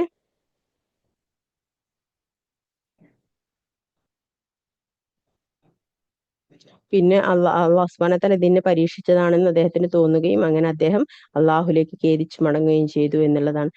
നമ്മളൊക്കെ പിന്നെ പല സ്ഥലങ്ങളിലും പിന്നെ പല വിധിന്യായത്തിനും ഒക്കെ പോകുമ്പോൾ നമ്മൾ അവിടെ മനസ്സിലാക്കേണ്ടതെന്ന് വെച്ചിട്ടുണ്ടെങ്കിൽ അവിടെ എന്താണോ പിന്നെ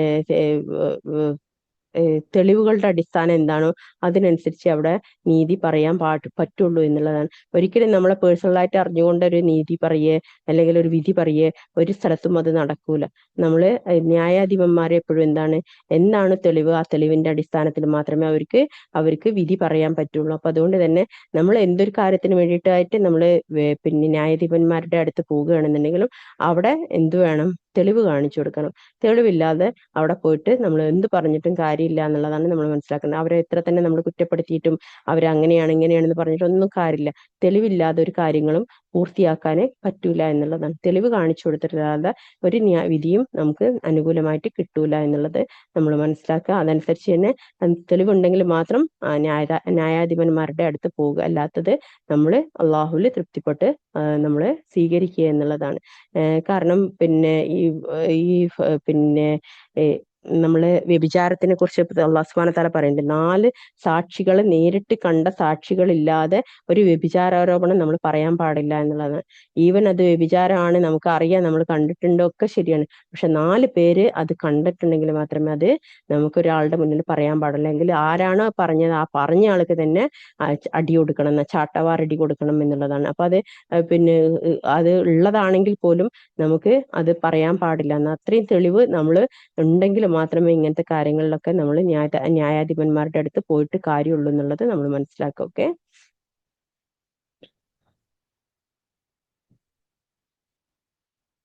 ഇതിവിടെ സുജൂദിന്റെ ആയത്തുണ്ട്. അപ്പൊ ഈ പിന്നെ സൂറത്ത് സ്വാദില് റസൂലുള്ളാഹി സ്വല്ലല്ലാഹു അലൈഹി വസല്ലമ സുജൂദ് ചെയ്തു. എന്നിട്ട് പറഞ്ഞു എന്നാണ്, ദാവൂദ് അലൈഹി ഇസ്ലാം പശ്ചാത്താപം എന്ന നിലക്ക് സുജൂദ് ചെയ്തു, നാം അത് നന്ദി എന്ന നിലക്ക് ചെയ്യുന്നു എന്നുള്ളതാണ്. ഓക്കെ, അപ്പം പശ്ചാത്തപിച്ചുകൊണ്ടാണ് ദാവൂദ് അലൈഹി ഇസ്ലാം സുജൂദ് ചെയ്തത്. പക്ഷെ നമുക്ക് എന്താണത്, ആ സ്ഥലത്ത് എത്തുമ്പോൾ നമ്മൾ നന്ദിയോട് കൂടിയിട്ടാണ് സുജൂദ് ചെയ്യേണ്ടതെന്ന് മനസ്സിലാക്കുക കേട്ടോ. ഔദു ബില്ലാഹി മിനശ് ശൈത്വാനിർ റജീം. ഇനി അതിനുശേഷം അല്ലാഹു സുബ്ഹാനഹു വ തആല പറയാണ് 28-ാമത്തെ ആയത്ത് മുതൽ, അതല്ല വിശ്വസിക്കുകയും സൽക്കർമ്മങ്ങൾ പ്രവർത്തിക്കുകയും ചെയ്തവരെ ഭൂമിയിൽ കുഴപ്പമുണ്ടാക്കുന്നവരെ പോലെ നാം ആക്കുമോ? അതല്ല ധർമ്മനിഷ്ഠ പാലിക്കുന്നവരെ ദുഷ്ടന്മാരെ പോലെ നാം ആക്കുമോ? നിനക്ക് നാം അവതരിപ്പിച്ചു തന്ന അനുഗ്രഹീത ഗ്രന്ഥമെത്ര ഇത്, ഇതിലെ ദൃഷ്ടാന്തങ്ങളെ പറ്റി അവർ ചിന്തിച്ചു നോക്കുന്നതിനും ബുദ്ധിമാന്മാർ ഉത്ഭുതരാകുന്നതിനും വേണ്ടി. ദാവൂദിന് നാം സുലൈമാനെ പുത്രനെ പ്രദാനം ചെയ്തു, വളരെ നല്ല ദാസൻ. തീർച്ചയായും അദ്ദേഹം അള്ളാഹുവിലേക്ക് ഏറ്റവും അധികം ഖേദിച്ചു മടങ്ങുന്നവനാകുന്നു. കുതിച്ചോടാൻ തയ്യാറായി നിൽക്കുന്ന വിശിഷ്ടമായ കുതിരകൾ വൈകുന്നേരം അദ്ദേഹത്തിന്റെ മുമ്പിൽ പ്രദർശിപ്പിക്കപ്പെട്ട സന്ദർഭം. അപ്പോൾ അദ്ദേഹം പറഞ്ഞു, എന്റെ രക്ഷിതാവിന്റെ സ്മരണയുടെ അടിസ്ഥാനത്തിലാണ് ഐശ്വര്യത്തെ ഞാൻ സ്നേഹിച്ചിട്ടുള്ളത്. അങ്ങനെ അവ കുതിരകൾ മറവിൽ പോയി പറഞ്ഞു. അപ്പോൾ അദ്ദേഹം പറഞ്ഞു, നിങ്ങൾ അവയെ എൻ്റെ അടുത്തേക്ക് തിരിച്ചു കൊണ്ടുവരൂ. എന്നിട്ട് അദ്ദേഹം അവയുടെ കണങ്കാലുകളിൽ കഴുത്തുകളിൽ തടവാൻ തുടങ്ങി. സുലൈമാനെ നാം പരീക്ഷിക്കുകയുണ്ടായി. അദ്ദേഹത്തിന്റെ സിംഹാസനത്തിന് മേൽ നാം ഒരു ജഡത്തെ ഇടുകയും ചെയ്തു. പിന്നീട് അദ്ദേഹം താഴ്മയുള്ളവനായി മടങ്ങി. അദ്ദേഹം പറഞ്ഞു, എന്റെ രക്ഷിതാവേ, നീ എനിക്ക് പുറത്തു തരികയും എനിക്ക് ശേഷം ഒരാൾക്കും തരപ്പെടാത്തൊരു രാജവാഴ്ച നീ എനിക്ക് പ്രദാനം ചെയ്യുകയും ചെയ്യണമേ. തീർച്ചയായും നീ തന്നെയാണ് ഏറ്റവും വലിയ ദാനശീലൻ. സുലൈമാൻ അലൈഹി ഇസ്ലാമിനായിരുന്നു ഏറ്റവും വലിയ രാജ്യങ്ങള് അള്ളാഹു സുബ്ഹാനഹു വ തആല കൊടുത്തത് എന്നാണ്. അതും പിന്നെ കാറ്റ് എത്തുന്നിടത്തോളം ഉള്ള സ്ഥലങ്ങൾ അദ്ദേഹത്തിന് അള്ളാഹു സുബ്ഹാനഹു വ തആല കീഴ്പ്പെടുത്തി കൊടുത്തിട്ടുണ്ടായിരുന്നു. കാരണം കാറ്റും അദ്ദേഹത്തിന് കീഴ്പ്പെടുത്തി കൊടുത്ത അള്ളാഹുവിന്റെ പിന്നെ സൃഷ്ടിപ്പാണ്. അപ്പൊ അതുകൊണ്ട് തന്നെ അദ്ദേഹത്തിന് അത്രയും ലോകങ്ങൾ അള്ളാഹു സുബ്ഹാനഹു വ തആല അദ്ദേഹത്തിന് കീഴ്പ്പെടുത്തി കൊടുത്തിട്ടുണ്ടായിരുന്നു എന്നുള്ളതാണ്. അദ്ദേഹം ആ ദുആയുടെ പ്രതിഫലമായിരുന്നു അദ്ദേഹം. അപ്പോൾ അദ്ദേഹത്തിന് കാറ്റിനെ നാം കീഴ്പ്പെടുത്തി കൊടുത്തു. അദ്ദേഹത്തിന്റെ കൽപ്പന പ്രകാരം അദ്ദേഹം ലക്ഷ്യമാക്കിയിടത്തേക്ക് സൗമ്യമായ നിലയിൽ അത് സഞ്ചരിക്കുന്നു. എല്ലാ കെട്ടിട നിർമ്മാണ വിദഗ്ധരും മുങ്ങൽ വിദഗ്ധരുമായ പിശാചുക്കളെയും അദ്ദേഹത്തിന് കീഴ്പ്പെടുത്തി കൊടുത്തു. ചങ്ങലകളിൽ ബന്ധിപ്പിക്കപ്പെട്ട മറ്റു ചിലരെ പിശാചുക്കളെയും നാം അത് അധീനപ്പെടുത്തി കൊടുത്തു. ഇത് നമ്മുടെ ഔദാനമാകുന്നു. ആകയാൽ നീ ഔദാര്യം ചെയ്യുകയോ കൈവശം വെച്ചിട്ട് കൊള്ളുകയോ ചെയ്യുക, കണക്ക് ചോദിക്കൽ ഉണ്ടാവില്ല എന്ന് നാം സുലൈമാനോട് പറയുകയും ചെയ്തു. തീർച്ചയായും അദ്ദേഹത്തിന് നമ്മുടെ അടുക്കൽ സാമീപ്യമുണ്ട്, മടങ്ങിയെത്താൻ ഉത്തമമായ സ്ഥാനവും. നമ്മുടെ ദാസനായ അയ്യൂബിനെ ഓർമ്മിക്കുക. പിശാച് എനിക്ക് ആവശ്യതയും പീഡനവും ഏൽപ്പിച്ചിരിക്കുന്നു എന്ന് തന്റെ രക്ഷിതാവിനെ വിളിച്ച് അദ്ദേഹം പറഞ്ഞ സന്ദർഭം നാം നിർദ്ദേശിച്ചു. നിന്റെ കാലുകളെ നീ ചവിട്ടുക. ഇതാ തണുത്ത സ്നാനജലവും കൂടിനീരും. അദ്ദേഹത്തിന്റെ സ്വന്തക്കാരെയും അദ്ദേഹത്തോടൊപ്പം അവരുടെ അത്ര ആളുകളെയും നാം പ്രദാനം ചെയ്യുകയും ചെയ്തു. നമ്മുടെ പക്കൽ നിന്നുള്ള കാരുണ്യം ബുദ്ധിമാന്മാർക്ക് ഒരു ഉത്ബോധനവും എന്ന നിലയിൽ. നീ ഒരു പിടി പുല്ല് നിന്റെ കയ്യിൽ എടുക്കുക, എന്നിട്ട് അതുകൊണ്ട് നീ അടിക്കുകയും ശബ്ദം ലംഘിക്കാതിരിക്കുകയും ചെയ്യുക. തീർച്ചയായും അദ്ദേഹത്തെ നാം ക്ഷമാശീലനായി കണ്ടു. വളരെ നല്ല ദാസൻ. തീർച്ചയായും അദ്ദേഹം ഏറെ ഖേദിച്ചു മടങ്ങുന്നവനാകുന്നു. കൈക്കരുത്തും കാഴ്ചപ്പാടുകളും ഉള്ളവരായിരുന്ന നമ്മുടെ ദാസന്മാരായ ഇബ്രാഹിം, ഇസാഖ്, യാക്കൂബ് എന്നിവരെയും ഓർക്കുക. നിഷ്കളങ്കമായ ഒരു വിചാരം കൊണ്ട് നാം അവരെ ഉത്കൃഷ്ടരാക്കിയിരിക്കുന്നു. പരലോക സ്മരണയത്രേ അത്. തീർച്ചയായും അവർ നമ്മുടെ അടുക്കൽ തിരഞ്ഞെടുക്കപ്പെട്ട ഉത്തമന്മാരിൽ പെട്ടവരാകുന്നു. ഇസ്മായിൽ, ദുൽകിഫിൽ എന്നിവരെയും നീ ഓർക്കുക. അവരെല്ലാവരും ഉത്തമന്മാരിൽപ്പെട്ടവരാകുന്നു. ഇതൊരു ഉത്ബോധനമത്രേ. തീർച്ചയായും സൂക്ഷ്മതയുള്ളവർക്ക് മടങ്ങിച്ചെല്ലാൻ ഉത്തമമായ സ്ഥാനമുണ്ട്. അവർക്ക് വേണ്ടി കവാടങ്ങൾ തുറന്നു വെച്ചിട്ടുള്ള സ്ഥിരവാസത്തിന്റെ സ്വർഗത്തോപ്പുകൾ. അവർ അവിടെ ചാരിയിരുന്നു വിശ്രമിച്ചുകൊണ്ട് സമൃദ്ധമായുള്ള ഫലവൃക്ഷങ്ങൾക്കും പാനീയത്തിനും ആവശ്യപ്പെട്ടുകൊണ്ടിരിക്കും. അവരുടെ അടുത്ത് ദൃഷ്ടി നിയന്ത്രിക്കുന്ന സമവയസ്കരായ സ്ത്രീകളും ഉണ്ടായിരിക്കും. ഇതത്ര വിചാരണയുടെ ദിവസത്തേക്ക് നിങ്ങൾക്ക് വാഗ്ദാനം ചെയ്യപ്പെട്ടിട്ടുള്ളത്. തീർച്ചയായും ഇത് നാം നൽകുന്ന ഉപജീവനമാകുന്നു, അത് തീർന്നു പോകുന്നതല്ല. ഇതത്ര അവരുടെ അവസ്ഥ. തീർച്ചയായും ധിക്കാരികൾക്ക് മടങ്ങിച്ചെല്ലാൻ മോശമായ സ്ഥാനമാണുള്ളത്. നരകമത്രേ അത്. അവർ അതിൽ കത്തിയെരിയും. അതത്രേ മോശമായ വിശ്രമസ്ഥലം. ഇതാണ് അവർക്കുള്ളത്. അതായാൽ അവർ അത് ആസ്വദിച്ചു കൊള്ളട്ടെ. കൊടും ചൂടുള്ള വെള്ളവും കൊടുത്തണുപ്പുള്ള വെള്ളവും ഇത്തരക്കാരിൽപ്പെട്ട മറ്റു പല ഇനം ശിക്ഷകളും. നരകത്തിൽ ആദ്യമെത്തിയവരോട് അള്ളാഹു പറയും, ഇതാ ഒരു കൂട്ടം നിങ്ങളോടൊപ്പം തള്ളിക്കയറി വരുന്നു. അപ്പോൾ അവർ പറയും, അവർക്ക് സ്വാഗതമില്ല. തീർച്ചയായും അവർ നരകത്തിൽ കത്തിയേരുന്നവരത്രേ. അവർ ആ കടന്നു വരുന്നവർ പറയും, അല്ല, നിങ്ങൾക്ക് തന്നെയാണ് സ്വാഗതമില്ലാത്തത്. നിങ്ങളാണ് ഞങ്ങൾക്ക് വരുത്തി വെച്ചത്. അപ്പോൾ വാസസ്ഥലം ചീത്ത തന്നെ. അവർ പറയും, ഞങ്ങളുടെ രക്ഷിതാവേ, ഞങ്ങൾക്ക് ഇത് ശിക്ഷ വരുത്തി വെച്ചവരാരോ, അവന് നീ നരകത്തിൽ ഇരട്ടി ശിക്ഷ വർദ്ധിപ്പിച്ചു കൊടുക്കണമേ. അവർ പറയും, നമുക്ക് എന്തു പറ്റി? ദുർജനങ്ങളിൽപ്പെട്ടവരായി നാം ഗണിച്ചിരുന്ന പല ആളുകളെയും നാം കാണുന്നില്ലല്ലോ. നാം അവരെ അബദ്ധത്തിൽ മാത്രമാക്കിയതാണോ? അതല്ല അവരെയും വിട്ട് കണ്ണുകൾ തെന്നിപ്പോയതാണോ? നരകവാസികൾ തമ്മിലുള്ള വഴക്ക് തീർച്ചയായും അതൊരു യാഥാർത്ഥ്യം തന്നെയാണ്. സുബ്ഹാനല്ലാഹ്. നരകത്തിലേക്ക് കയറുന്നവര് പറയും, ഞങ്ങൾ ഇതിലേക്ക് എത്തിച്ചതാരാണോ അവരെയും നീ ഇതിലേക്ക് എത്തിക്കണേന്ന്. അപ്പം മാതാപിതാക്കളൊക്കെ മക്കളെ ശരിക്കും നല്ല രീതിയിൽ വളർത്തിയിട്ടില്ലെങ്കിൽ, അവർക്ക് കൊടുക്കേണ്ട ഇൽമ എത്തിച്ചു കൊടുക്കാതൊക്കെ അവരെ ദുനിയാവിൽ വിട്ടുകളഞ്ഞിട്ടുണ്ടെങ്കിൽ, നാളെ പരലോകത്ത് ഈ മക്കളെ നിങ്ങൾ ഈ ദുനിയാവിലെ എത്ര വലിയ വലിയ സ്ഥാനങ്ങളിൽ എത്തിച്ചിട്ടുണ്ടെങ്കിലും അതൊക്കെ കണ്ട് നിങ്ങൾ ഭയങ്കരമായിട്ട് അഭിമാനം കൊള്ളുന്നവരാണെങ്കിലും, ദീന് കൊടുക്കാതെ മക്കളെ വളർത്തിയിട്ടുണ്ടെങ്കിൽ നാളെ പരലോകത്ത് അവര് നമ്മളെ ചവിട്ടി നിന്നുകൊണ്ട് നരകത്തിൽ നിൽക്കും എന്നുള്ളത് മനസ്സിലാക്കുക. നമ്മൾ എത്ര തന്നെ നിസ്കരിച്ചിട്ടും നമ്മൾ എത്ര തന്നെ ഈ വാദത്തെടുത്തിട്ടും മക്കളെ നന്നാക്കാൻ പറ്റിയിട്ടില്ല എന്നുണ്ടെങ്കിൽ, മക്കൾക്ക് ചെറുപ്പത്തിൽ കൊടുക്കേണ്ട ഇൽമ എത്തിച്ചു കൊടുത്തിട്ടില്ല എന്നുണ്ടെങ്കിൽ, നാളെ പരലോകത്ത് നമ്മള് വിരല് കടിക്കുന്നവരായി മാറും. അല്ലാഹു സുബ്ഹാനഹു വ തആല കാത്തുരക്ഷിക്കട്ടെ. ആമീൻ.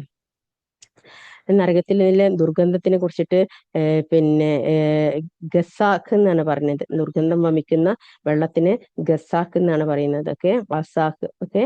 അപ്പം ഇത് പിന്നെ നരകത്തിലെ ആ ദുർഗന്ധം എന്ന് പറയുന്നത് ശരീരത്തിൽ നിന്ന് പൊട്ടിയൊഴുകുന്ന ചീഞ്ചലമാണെന്നാണ്. ചീഞ്ചലത്തിനെ കൊണ്ടാണ് നരകത്തിലെ വെള്ളത്തിന് ഉണ്ടാക്കിയിട്ടുള്ളത് എന്നുള്ളതാണ്. ശരീരത്തിന്റെ നിന്ന് പൊട്ടിയൊലിക്കുന്ന ചീഞ്ചലമാണ് നരകത്തിലെ വെള്ളം എന്നുള്ളതാണ്. ഓക്കെ, അപ്പൊ ഇതാണ് ഒരു തൊട്ടി ഖസാക്ക് ഇഹലോകത്ത് ഒഴുക്കപ്പെടുന്ന പക്ഷം ഇഹലോകത്തുള്ളവർക്കെല്ലാം ദുർഗന്ധം വമിക്കുന്നതാണ് എന്നാണ്.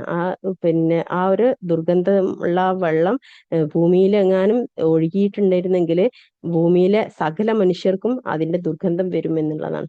അത്രയും വൃത്തികെട്ട വെള്ളമാണ് ആ വെള്ളം. അതാണ് നരകവാസികൾക്ക് ദാഹത്തിന് അപേക്ഷിക്കുമ്പോൾ അവർക്ക് കൊടുക്കുന്നത് അതാണ് എന്നുള്ളതാണ്. ഓക്കെ, പിന്നെ അള്ളാഹു സുബ്ഹാനഹു വ തആല എല്ലാവരെയും കാത്തുരക്ഷിക്കുമാറാകട്ടെ. അപ്പൊ അത്രയും വൃത്തികെട്ട ഒരു സ്ഥലത്തേക്കാണ്, നരകം എന്ന് പറയുന്ന സ്ഥലത്തേക്കാണ് ഈ ദുനിയാവിലുള്ള നമ്മളെ വഴി തെറ്റിക്കുന്നവരൊക്കെ വിളിക്കുന്നത് എന്നുള്ളത് മനസ്സിലാക്കുക. അതിൽ നിന്ന് രക്ഷപ്പെടാൻ പറ്റുന്നവരൊക്കെ രക്ഷപ്പെടുക എന്നുള്ളതല്ലാതെ അതിനെക്കുറിച്ചിട്ട് നമ്മൾ സംസാരിക്കാനും കൂടി പാടില്ല എന്നാണ്. നരകത്തിനെ കുറിച്ചിട്ട്, അതിന്റെ ആ ദുഷ്ടതകളെ കുറിച്ചിട്ട്, അതിന്റെ തിന്മകളെ കുറിച്ചിട്ട്, അതിലേക്ക് അങ്ങനെ ഒരു കാര്യത്തെക്കുറിച്ച് ചിന്തിക്കാനും കൂടി പാടില്ല എന്നുള്ളതാണ്. ചില ആളുകൾ പറയും കുറച്ച് ദിവസം നരകത്തിലല്ലേ കിടക്കുള്ളൂ, പിന്നെ ചെയ്ത തെറ്റിനുള്ള ശിക്ഷയ്ക്കുള്ളൂ, അത് കഴിഞ്ഞാൽ സ്വർഗത്തിൽ കയറാലോ എന്നൊക്കെ. നരകത്തിന്റെ ചൂട് പോലും നമുക്ക് താങ്ങാൻ പറ്റില്ല എന്നാണ്. കാരണം ദുനിയാവില് നമുക്ക് ഒരു ചൂട് കൂടിക്കഴിഞ്ഞാൽ നമ്മൾ എന്താണ് ചെയ്യുന്നതെന്ന് ആലോചിച്ചാൽ മതി. കുറച്ചു നേരം ഒരു ചൂട് ഒരിത്തിരി കൂടിക്കഴിഞ്ഞാൽ നമ്മൾ കിടന്ന് കാട്ടുന്ന വെപ്രാളം എന്താണെന്ന് നമ്മൾ തന്നെ ആലോചിച്ചാൽ മതി. അപ്പൊ അതാണ്. എന്നിട്ട് നരകത്തിൽ തീ കൊണ്ടാണ്, തീജ്വാല കൊണ്ട് നരകത്തിൽ എന്താണ് കറുത്ത പുകയായിരിക്കും എന്നാണ്. തീ കൊണ്ട് കത്തിക്കഴിഞ്ഞിട്ടുണ്ടെങ്കിൽ ഉണ്ടാവുന്ന കറുത്ത പുകയില്ലേ ആകാശത്ത് നിൽക്കുന്ന, അതുപോലെ ആയിരിക്കും നരകത്തിൽ നിന്ന് ഉയർന്നു വരിക എന്നുള്ളതാണ്. അപ്പൊ അതിലേക്കാണ് നമ്മൾ വീഴാൻ പോകുന്നത്.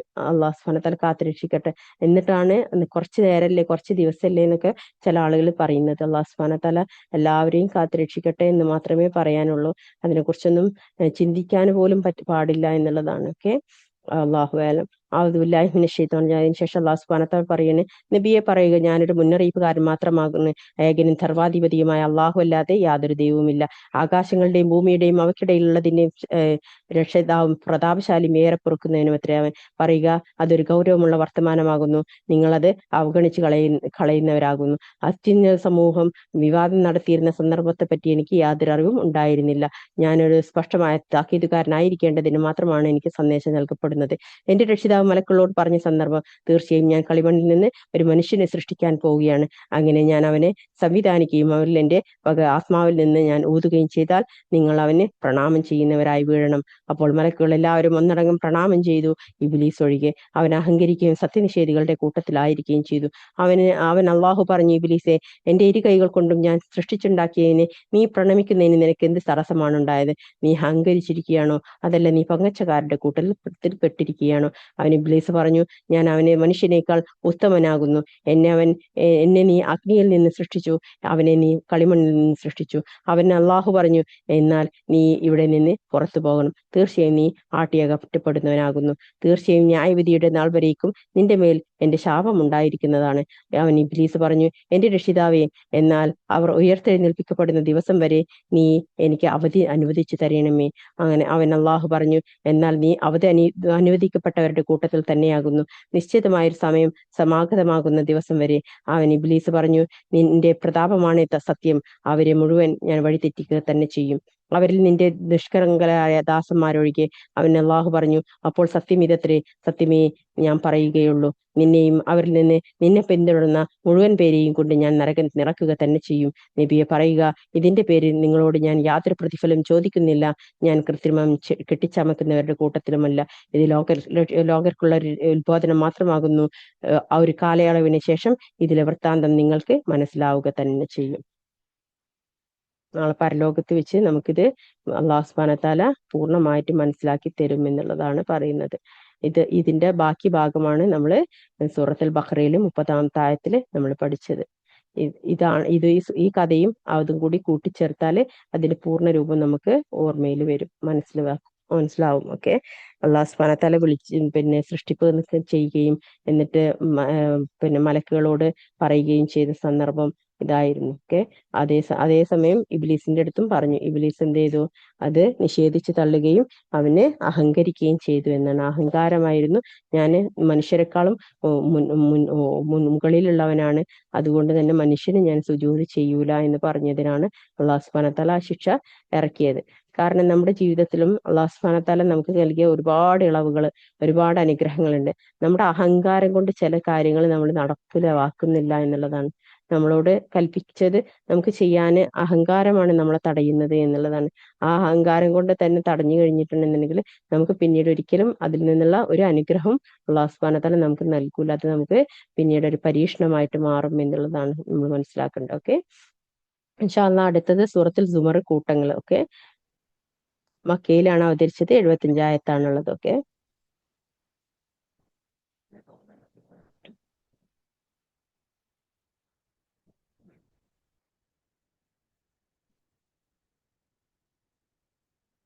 സൂറത്തുൽ സുമർ വരെയാണ് 23 23ാമത്തെ ജുസിലുള്ളത് കേട്ടോ.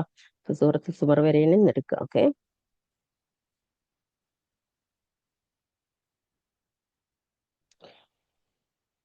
ഔദു ബില്ലാഹി മിനശ് ശൈത്വാനിർ റജീം. ഈ ഗ്രന്ഥത്തിന്റെ അവതരണം പ്രതാപിയുക്തിമാനുമായ അള്ളാഹുവിൽ നിന്നാകുന്നു. തീർച്ചയായും നിനക്ക് നാം ഈ ഗ്രന്ഥം അവതരിപ്പിച്ചു തന്നത് സത്യപ്രകാരമാകുന്നു. അതിനാൽ കീഴ്വഴക്കം അള്ളാഹുവിനെ നിഷ്കളങ്കമാക്കിക്കൊണ്ട് അവനെ നീ ആരാധിക്കുക. ആരിക അള്ളാഹുവിന് മാത്രം അവകാശപ്പെട്ടതാകുന്ന നിഷ്കളങ്കമായ കീഴ്വഴക്കം. അവന് പുറമെ ആ രക്ഷാധികാരികളെ സ്വീകരിച്ചവർ പറയുന്നു, അള്ളാഹുവിലേക്ക് ഞങ്ങൾക്ക് കൂടുതൽ അടുപ്പമുണ്ടാക്കി തരാൻ വേണ്ടി മാത്രമാകുന്നു ഞങ്ങൾ അവരെ ആരാധിക്കുന്നത്. അവർ ഏതൊരു കാര്യത്തിൽ ഭിന്നത പുലർത്തുന്നുവോ അതിൽ അള്ളാഹു അവർക്കിടയിൽ വിധി കൽപ്പിക്കുക തന്നെ ചെയ്യും. നുണയനും നന്ദി കെട്ടവനുമായിട്ടുള്ളവനാരോ അവനെ അള്ളാഹു നേർവഴിയിലാക്കുകയില്ല. തീർച്ച ഒരു സന്താനത്തെ സ്വീകരിക്കണമെന്ന് അള്ളാഹു ഉദ്ദേശിച്ചിരുന്നെങ്കിൽ അവൻ സൃഷ്ടിക്കപ്പെടുന്നതിന് അവൻ ഇഷ്ടപ്പെടുന്നത് അവൻ തിരഞ്ഞെടുക്കുമായിരുന്നു. അവൻ എത്ര പരിശുദ്ധൻ, ഏകനും സർവാധിപതിയുമായ അള്ളാഹു എത്രയേ അവൻ. ആകാശങ്ങളും ഭൂമിയും അവൻ യാഥാർത്ഥ്യ പൂർവ്വം സൃഷ്ടിച്ചിരിക്കുന്നു. രാത്രിയെ കൊണ്ട് അവൻ പകലിനെ ചുറ്റിപ്പൊതിയുന്നു, പകലിനെ കൊണ്ട് അവൻ രാത്രിയിന്മേൽ ചുറ്റിപ്പൊതിയുന്നു. സൂര്യനെയും ചന്ദ്രനെയും അവൻ നിയന്ത്രണ വിധേയമാക്കുകയും ചെയ്തിരിക്കുന്നു. എല്ലാം നിശ്ചിതമായ പരിധി വരെ സഞ്ചരിക്കുന്നു. അറിയുക, അവനെത്ര പ്രതാപിയും ഏറെ പൊറുക്കുന്നവനും. ഒരൊറ്റ അസ്തിത്വത്തിൽ നിന്ന് അവൻ നിങ്ങളെ സൃഷ്ടിച്ചു. പിന്നീട് അതിൽ നിന്ന് അതിന്റെ ഇണയെയും അവൻ ഉണ്ടാക്കി. കന്നുകാലികളിൽ നിന്ന് എട്ട് ജോഡിയും അവൻ നിങ്ങൾക്ക് ഇറക്കി തന്നു. നിങ്ങളുടെ മാതാക്കളുടെ വയറ്റുകളിൽ നിന്ന് നിങ്ങളെ അവൻ സൃഷ്ടിക്കുന്നു. 3 തരം അന്ധകാരങ്ങൾക്കുള്ളിൽ ഒരു സൃഷ്ടിയുടെ ഒരു ഘട്ടത്തിന് ശേഷം മറ്റൊരു ഘട്ടമായിക്കൊണ്ട്. അങ്ങനെയുള്ളവനാകുന്നു നിങ്ങളുടെ രക്ഷിതാവായ അള്ളാഹു. അവനാണ് ആധിപത്യം, അവനല്ലാതെ യാതൊരു ദൈവവുമില്ല എന്നിരിക്കെ നിങ്ങൾ എങ്ങനെയാണ് സത്യത്തിൽ നിന്ന് തെറ്റിക്കപ്പെടുന്നത്? നമ്മുടെ വയറിന് 3 ലെയറുകൾ ഉണ്ട് എന്നാണ്. അതിന്റെ ഉള്ളിലാണ് അള്ളാഹു സുബ്ഹാനഹു വ തആല ഗർഭപാത്രത്തെ വെച്ചിട്ടുള്ളത് എന്നുള്ളത്. അത് ഇന്ന് ശാസ്ത്രം അത് തെളിയിച്ചിട്ടുണ്ട്. അന്ന് പക്ഷെ 1400 വർഷങ്ങൾക്ക് മുമ്പ് അള്ളാഹു സുബ്ഹാനഹു വ തആല ഈ ആയത്തിറക്കുമ്പോൾ അത് അങ്ങനെ തന്നെ സ്വീകരിക്കുക എന്നത് മാത്രമായിരുന്നു സഹാബികൾ ചെയ്തിട്ടുണ്ടായിരുന്നത്. അപ്പൊ അതുകൊണ്ട് തന്നെ ചില ഭാഗങ്ങളിൽ നമുക്കൊന്നും മനസ്സിലാവുന്നില്ല. പക്ഷെ അത് വരും തലമുറകൾക്ക് അതിൽ നിന്ന് ഉത്തരം കിട്ടും എന്നുള്ളത് മനസ്സിലാക്കുക. അതുകൊണ്ട് തന്നെ ഏത് കാലഘട്ടത്തിലും ഇത് വായിക്കുന്നവർക്ക് ഇതൊരു മുഅ്ജിസത്ത് തന്നെയായിരിക്കും. ഓക്കെ. നിങ്ങൾ നന്ദികേട് കാണിക്കുകയാണെങ്കിൽ തീർച്ചയായും അള്ളാഹു നിങ്ങളുടെ ആശ്രയത്തിൽ നിന്ന് മുക്തനാകുന്നു. തന്റെ ദാസന്മാർ നന്ദികേട് കാണിക്കുന്നത് അവൻ തൃപ്തിപ്പെടുകയില്ല. നിങ്ങൾ നന്ദി കാണിക്കുന്ന പക്ഷം നിങ്ങളോടത് വഴി അവൻ സംതൃപ്തനായിരിക്കുന്നതാണ്. പാപഭാരം വഹിക്കുന്ന യാതൊരാളും മറ്റൊരാളുടെ ഭാരം വഹിക്കുകയില്ല. പിന്നീട് നിങ്ങളുടെ രക്ഷിതാവിലേക്കാകുന്നു നിങ്ങളുടെ മടക്കം. നിങ്ങൾ പ്രവർത്തിച്ചിരുന്നതിനെ പറ്റി അപ്പോൾ അവൻ നിങ്ങളെ വിവരം അറിയിക്കുന്നതാണ്. തീർച്ചയായും അവൻ ഹൃദയങ്ങളിലുള്ളതിനെ പറ്റി അറിവുള്ളവനാകുന്നു. മനുഷ്യന് വല്ല വിഷമവും ബാധിച്ചാൽ അവൻ തന്റെ രക്ഷിതാവിലേക്ക് താഴ്മയോട് മടങ്ങിക്കൊണ്ട് പ്രാർത്ഥിക്കും. എന്നിട്ട് തന്റെ പക്കൽ നിന്ന് വല്ല അനുഗ്രഹം അള്ളാഹു അവന് പ്രദാനം ചെയ്ത ഏതൊന്നിനായി അവൻ പ്രാർത്ഥിച്ചിരുന്നുവോ അതവൻ മറന്നു പോകുന്നു. അള്ളാഹുവിന്റെ മാർഗത്തിൽ നിന്ന് വഴി തെറ്റിച്ച് കളയുവാൻ വേണ്ടി അവന് സമന്മാരെ സ്ഥാപിക്കുകയും ചെയ്യുന്നു. നബിയെ പറയുക, നീ അല്പകാലം നിന്റെ സത്യനിഷേധവും കൊണ്ട് സുഖിച്ചു കൊള്ളുക. തീർച്ചയായും നീ നരകാവകാശികളുടെ കൂട്ടത്തിലാകുന്നു. അതല്ല, പരലോകത്തെ പറ്റി ജാഗ്രത പുലർത്തുകയും തന്റെ രക്ഷിതാവിന്റെ കാരുണ്യം ആശിക്കുകയും ചെയ്തുകൊണ്ട് സാഷ്ടാംഗം ചെയ്തും നിന്നും പ്രാർത്ഥിച്ചും രാത്രി സമയങ്ങളിൽ കീഴ്വഴക്കം ചെയ്യുന്നവനാണോ അതല്ല സത്യനിഷേധിയോ ഉത്തമൻ? പറയുക, അറിയുള്ളവരും അറിവില്ലാത്തവനും വാസ്തവമാകുമോ? ബുദ്ധിമാന്മാർ മാത്രമേ ആലോചിച്ച് മനസ്സിലാക്കുകയുള്ളൂ. പറയുക, വിശ്വസിച്ചവരായ എന്റെ ദാസന്മാരെ, നിങ്ങൾ നിങ്ങളുടെ രക്ഷിതാവിനെ സൂക്ഷിക്കുക. ഈ ഐഹിക ജീവിതത്തിൽ നന്മ പ്രവർത്തിച്ചവർക്കാണ് തൽഫലമുള്ളത്. അള്ളാഹുവിന്റെ ഭൂമിയാകട്ടെ വിശാലമാകുന്നു. ക്ഷമാശീലർക്ക് തന്നെയാകുന്നു തങ്ങളുടെ പ്രതിഫലം കണക്ക് നോക്കാതെ നിറവേറ്റി കൊടുക്കപ്പെടുന്നത്. പറയുക, കീഴ്വഴക്കം അള്ളാഹുവിനെ നിഷ്കളങ്കമാക്കിക്കൊണ്ട് അവനെ ആരാധിക്കുവാനാണ് ഞാൻ കൽപ്പിക്കപ്പെട്ടിട്ടുള്ളത്.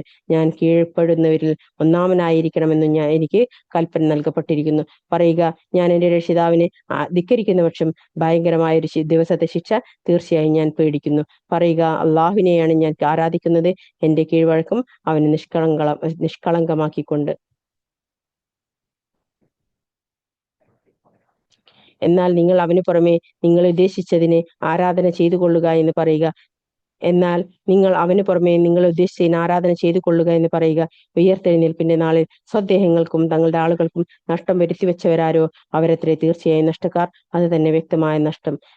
അവർക്ക് അവരുടെ മുകൾ ഭാഗത്ത് തീയിന്റെ തട്ടുകളുണ്ട്, അവരുടെ കീഴ്ഭാഗത്തുമുണ്ട് തട്ടുകൾ. അതിനെപ്പറ്റിയാകുന്നു അള്ളാഹു തന്റെ ദാസന്മാരെ ഭയപ്പെടുത്തുന്നത്. ആകയാൽ എന്റെ ദാസന്മാരെ, നിങ്ങൾ എന്നെ സൂക്ഷിക്കുവിൻ. ദുർമൂർത്തിയെ അതിനെ ആരാധിക്കുന്നത് വർജിക്കുകയും അള്ളാഹുങ്കിലേക്ക് വിനയത്തോടെ മടങ്ങുകയും ചെയ്തവരാരോ അവർക്കാണ് സന്തോഷ വാർത്ത. അതിനാൽ എന്റെ ദാസന്മാർക്ക് നീ സന്തോഷ വാർത്ത അറിയിക്കുക. അതായത് വാക്ക് ശ്രദ്ധിച്ചു കേൾക്കുകയും അതിൽ ഏറ്റവും നല്ലത് പിൻപറ്റുകയും ചെയ്യുന്നവർക്ക് അക്കൂട്ടർക്കാകുന്നു അള്ളാഹു മാർഗദർശനം നൽകിയിട്ടുള്ളത്. അവർ തന്നെയാകുന്നു ബുദ്ധിമാന്മാർ. അപ്പോൾ വല്ലവന്റെയും കാര്യത്തിലും ശിക്ഷയുടെ വചനം സ്ഥിരപ്പെട്ടു കഴിഞ്ഞിട്ടുണ്ടെങ്കിലും അവനെ നിനക്ക് സഹായിക്കാനാകുമോ? അപ്പോൾ നരകത്തിലുള്ളവനെ നിനക്ക് രക്ഷപ്പെടുത്താനാകുമോ?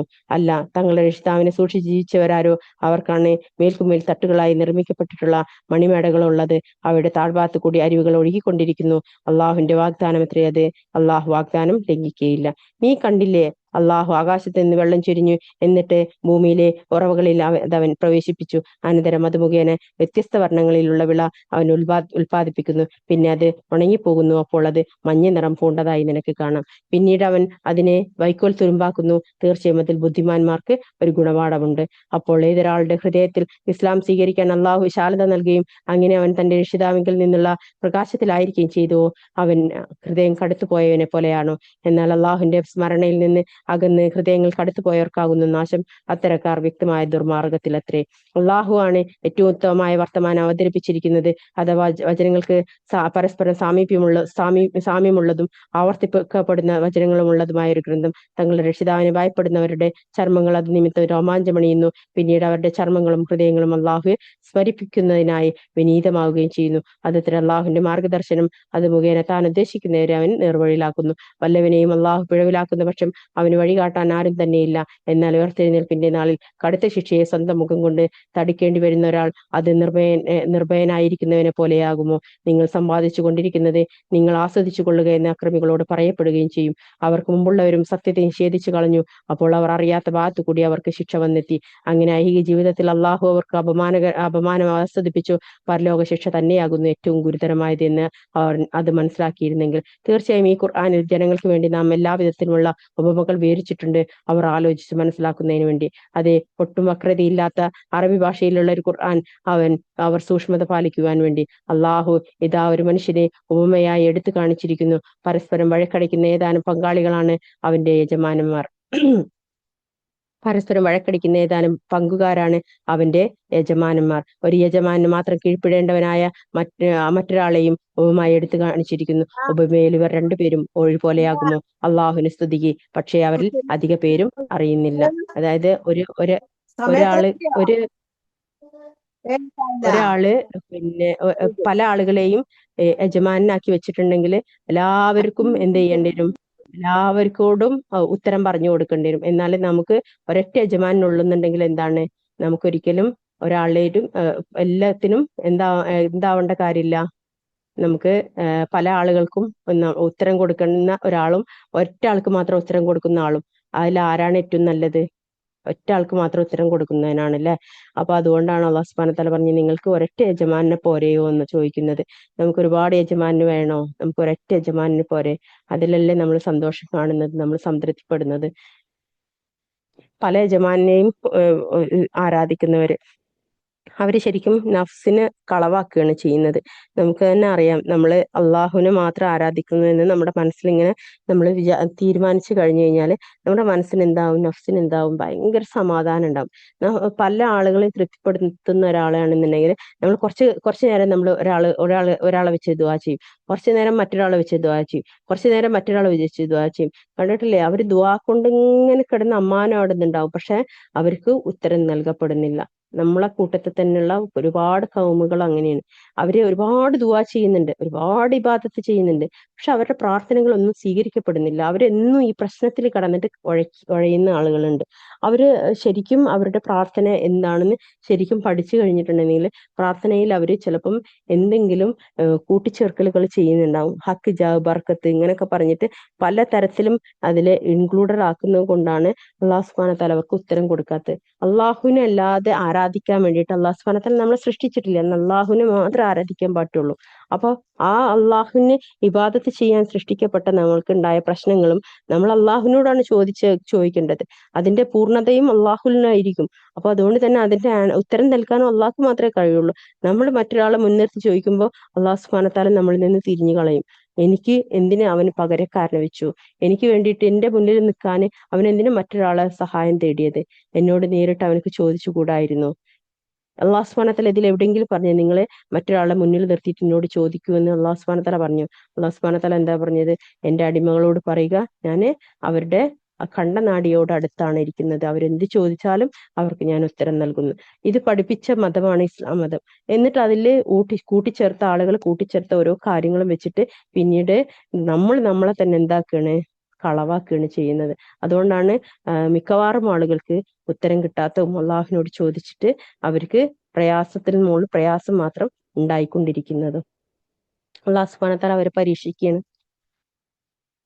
അവരെന്നാണോ അതിൽ നിന്നെല്ലാം പിന്തിരിഞ്ഞ് അള്ളാഹുലേക്ക് പൂർണ്ണമായിട്ട് മടങ്ങുന്നത്, അതുവരെ ഈ പരീക്ഷണം തുടർന്നുകൊണ്ടേയിരിക്കും.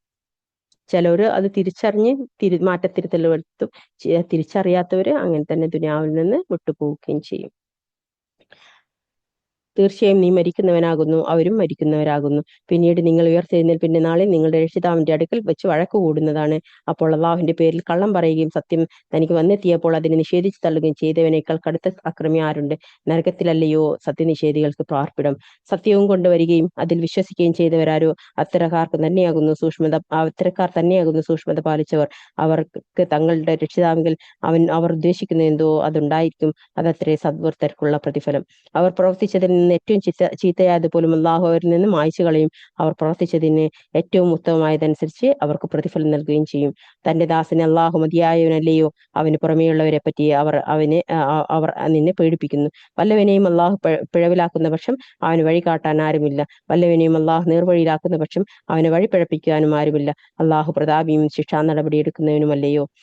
ആകാശങ്ങളും ഭൂമിയും സൃഷ്ടിച്ചത് ആരെന്ന് നീ അവരോട് ചോദിക്കുന്ന പക്ഷം അത് തീർച്ചയായും അവർ പറയും അള്ളാഹു എന്ന്. നീ പറയുകയെങ്കിൽ അള്ളാഹുവിന് പുറമേ നിങ്ങൾ വിളിച്ചു പ്രാർത്ഥിക്കുന്നതിനെ പറ്റി നിങ്ങൾ ചിന്തിച്ചു നോക്കിയിട്ടുണ്ടോ? എനിക്ക് വല്ല ഉപദ്രവം വരുത്താൻ അള്ളാഹു ഉദ്ദേശിച്ചിട്ടുണ്ടെങ്കിൽ അവന്റെ ഉപദ്രവം നീക്കം ചെയ്യാനാവുമോ? അല്ലെങ്കിൽ അവർ എനിക്ക് വല്ല അനുഗ്രഹം ചെയ്യാൻ ഉദ്ദേശിച്ചാൽ അവർക്ക് അവന്റെ അനുഗ്രഹം പിടിച്ചു വെക്കാനാവുമോ? പറയുക, എനിക്ക് അള്ളാഹു മതി, അവന്റെ മേലാകുന്നു ഭരമേൽപ്പിക്കുന്നവർ ബലമേൽപ്പിക്കുന്നത്. പറയുക, എന്റെ ജനങ്ങളെ, നിങ്ങളുടെ നിലപാടനുസരിച്ച് നിങ്ങൾ പ്രവർത്തിച്ചു കൊള്ളുക, ഞാനും പ്രവർത്തിച്ചു കൊണ്ടിരിക്കുക തന്നെയാകുന്നു. എന്നാൽ വഴിയെ നിങ്ങൾക്ക് അറിയുമാറാകും. അപമാനകരമായ ശിക്ഷ വന്നെത്തുകയും ശാശ്വതമായ ശിക്ഷ വന്നിറങ്ങുകയും ആർക്കാണെന്ന്? തീർച്ചയായും നാം മനുഷ്യർക്ക് വേണ്ടി സത്യപ്രകാരമുള്ള വേദഗ്രന്ഥം നിന്റെ മേൽ ഇറക്കി തന്നിരിക്കുന്നു. ആകയാൽ വല്ലവനും സന്മാർഗം സ്വീകരിച്ചാൽ അത് അവന്റെ ഗുണത്തിന് തന്നെയാണ്. വല്ലവന് വഴിപിഴച്ചു പോയാൽ അവന് വഴിപിഴച്ചു പോകുന്നതിന്റെ ദോഷവും അവന് തന്നെ. നീ അവരുടെ മേൽ കൈകാര്യകർത്താവൊന്നുമല്ല. ആത്മാവുകളെ അവരുടെ മരണവേളയിൽ അള്ളാഹു പൂർണ്ണമായി ഏറ്റെടുക്കുന്നു, മരണപ്പെടാത്തവയെ അവയുടെ ഉറക്കത്തിലും. എന്നിട്ട് ഏതൊക്കെ ആത്മാവിനെ അവൻ മരണം വിധിച്ചിരിക്കുന്നു അവയെ അവൻ പിടിച്ചു വെക്കുന്നു, മറ്റുള്ളവയെ നിശ്ചിതമായ ഒരു അവധി വരെ അവൻ വിട്ടയക്കുകയും ചെയ്യുന്നു. തീർച്ചയായും അതിൽ ചിന്തിക്കുന്ന ജനങ്ങൾക്ക് ദൃഷ്ടാന്തങ്ങളുണ്ട്. അതെല്ലാം അള്ളാഹുവിന് പുറമെ അവർ ശുപാർശക്കാരെ സ്വീകരിച്ചിരിക്കുകയാണോ? പറയുക, അവൻ ശുപാർശക്കാർ യാതൊന്നോ അധീനപ്പെടുത്തുകയോ ചിന്തിച്ച് മനസ്സിലാക്കുകയോ ചെയ്യുന്നില്ലെങ്കിൽ പോലും അവരെ ശുപാർശക്കാരാക്കുകയോ? പറയുക, അള്ളാഹുവിനാകുന്നു ശുപാർശ മുഴുവൻ, അവനാകുന്നു ആകാശങ്ങളുടെയും ഭൂമിയുടെയും ആധിപത്യം, പിന്നീട് അവങ്കിലേക്ക് തന്നെയാകുന്നു നിങ്ങൾ മടക്കപ്പെടുന്നത്. അള്ളാഹുവെ പറ്റി മാത്രം സ്ഥാപിക്കപ്പെട്ടാൽ പരലോകത്തിൽ വിശ്വാസമില്ലാത്തവരുടെ ഹൃദയങ്ങൾക്ക് അസഹ്യത അനുഭവപ്പെടുന്നതാണ്. അള്ളാഹുവിന് പുറമെയുള്ളവരെ പറ്റി പ്രസ്താവിക്കപ്പെട്ടാലോ അപ്പോഴത് അവർ സന്തുഷ്ട ചിത്തരാകുന്നു. പറയുക, ആകാശങ്ങളുടെയും ഭൂമിയുടെയും സൃഷ്ടാവും ദൃശ്യവും അറിയുന്നവനുമായ അള്ളാഹുവെ, നിന്റെ ദാസന്മാർക്കിടയിൽ അവർ ഭിന്നിച്ചുകൊണ്ടിരിക്കുന്ന വിഷയത്തിൽ നീ തന്നെയാണ് വിധി കൽപ്പിക്കുന്നത്.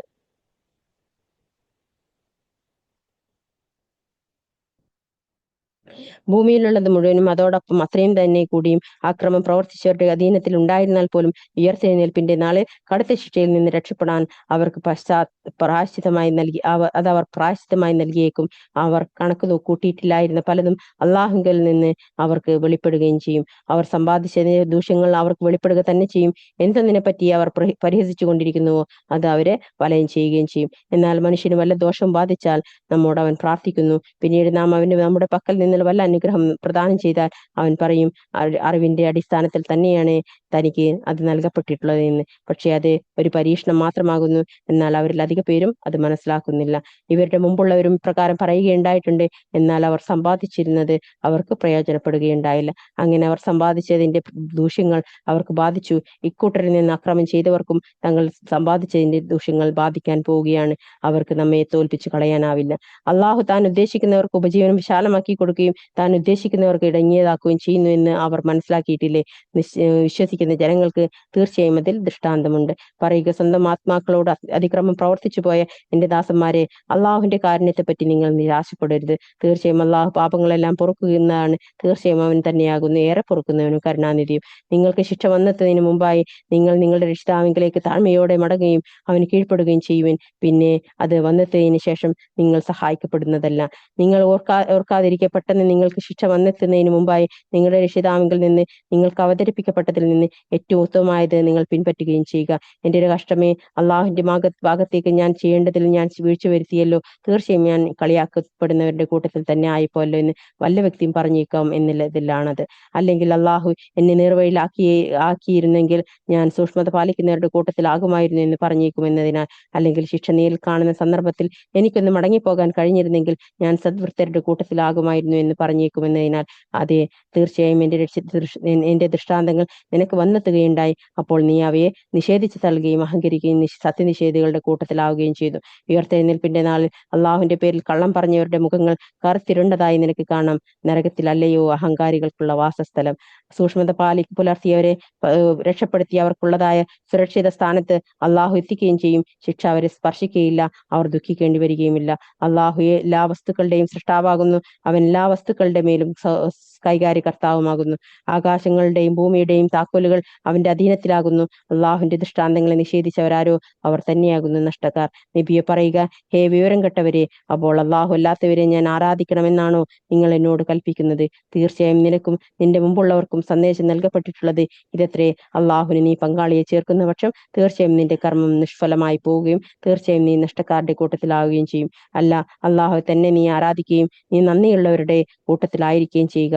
അള്ളാഹുയെ കണക്കാക്കേണ്ട നിലയിൽ അവർ കണക്കാക്കിയിട്ടില്ല. ഉയർത്തെഴുന്നേൽപ്പിന്റെ നാളിൽ ഭൂമി മുഴുവൻ അവന്റെ ഒരു പിടിയിൽ ഒതുങ്ങുന്നതായിരിക്കും. ആകാശങ്ങൾ അവന്റെ വലത് കൈയിൽ പിടിക്കപ്പെടുന്നതായിരിക്കും. അവനത്രേ പരിശുദ്ധൻ. അവർ പങ്കു ചേർക്കുന്നതിനെല്ലാം അവൻ അതീതനായിരിക്കുന്നു. അള്ളാഹുവിനെ കൽപ്പിക്കേണ്ട രൂപത്തിൽ കൽപ്പിച്ചിട്ടില്ല എന്നുള്ളതാണ് അള്ളാഹു സുബ്ഹാനഹു വ തആല നമ്മളോട് പറയുന്നത്. കാരണം അള്ളാഹു എന്ന് പറയുന്നത് ആകാശഭൂമികൾ മുഴുവനും ഒരു കൈക്കുള്ളിലാക്കാൻ അള്ളാഹു സുബ്ഹാനഹു വ തആല കഴിയും. അത് അവന് നാളെ പരലോകത്ത് വെച്ചിട്ട് നാളെ അന്ത്യനാളില് അത് ചെയ്യും എന്നുള്ളതാണ്. ഓക്കെ, അതായത് റസൂലുള്ളാഹി സ്വല്ലല്ലാഹു അലൈഹി വസല്ലമ പറഞ്ഞിട്ടുണ്ട്, ഒരു ഹദീസാണ്. അള്ളാഹു ഭൂമിയെ എടുത്തു പിടിക്കും, ആകാശത്തെ അവൻ വലത് കൈകൊണ്ട് ചുരുട്ടിപ്പിടിക്കുകയും ചെയ്യും. എന്നിട്ട് അവൻ പറയും, ഞാൻ എത്രേ രാജാവ്, ഭൂമിയിലെ രാജാക്കന്മാരെവിടെ എന്ന്. ഓക്കെ, അതാണ് അള്ളാഹു സുബ്ഹാനഹു വ തആല ഇവിടെ ചോദിക്കുന്നത്. ഭൂമിയെ ആകാശങ്ങളും കയ്യിൽ ചുരുട്ടിപ്പിടിച്ചിട്ട് അള്ളാഹു സുബ്ഹാനഹു വ തആല ചോദിക്കുന്നു, ഭൂമിയിലെ രാജാക്കന്മാരൊക്കെ എവിടെയെന്ന്. ഞാനാണിന്ന് രാജാവ് എന്ന്. സുബ്ഹാനല്ലാഹ്. അതാണ്, അത്രയേ ഉള്ളൂ. ഭൂമിയിലെ രാജാക്കന്മാർക്കൊക്കെ ഇന്ന് കാണുന്ന ഈ പ്രതാപങ്ങളും ഇതൊക്കെ എന്താണ്?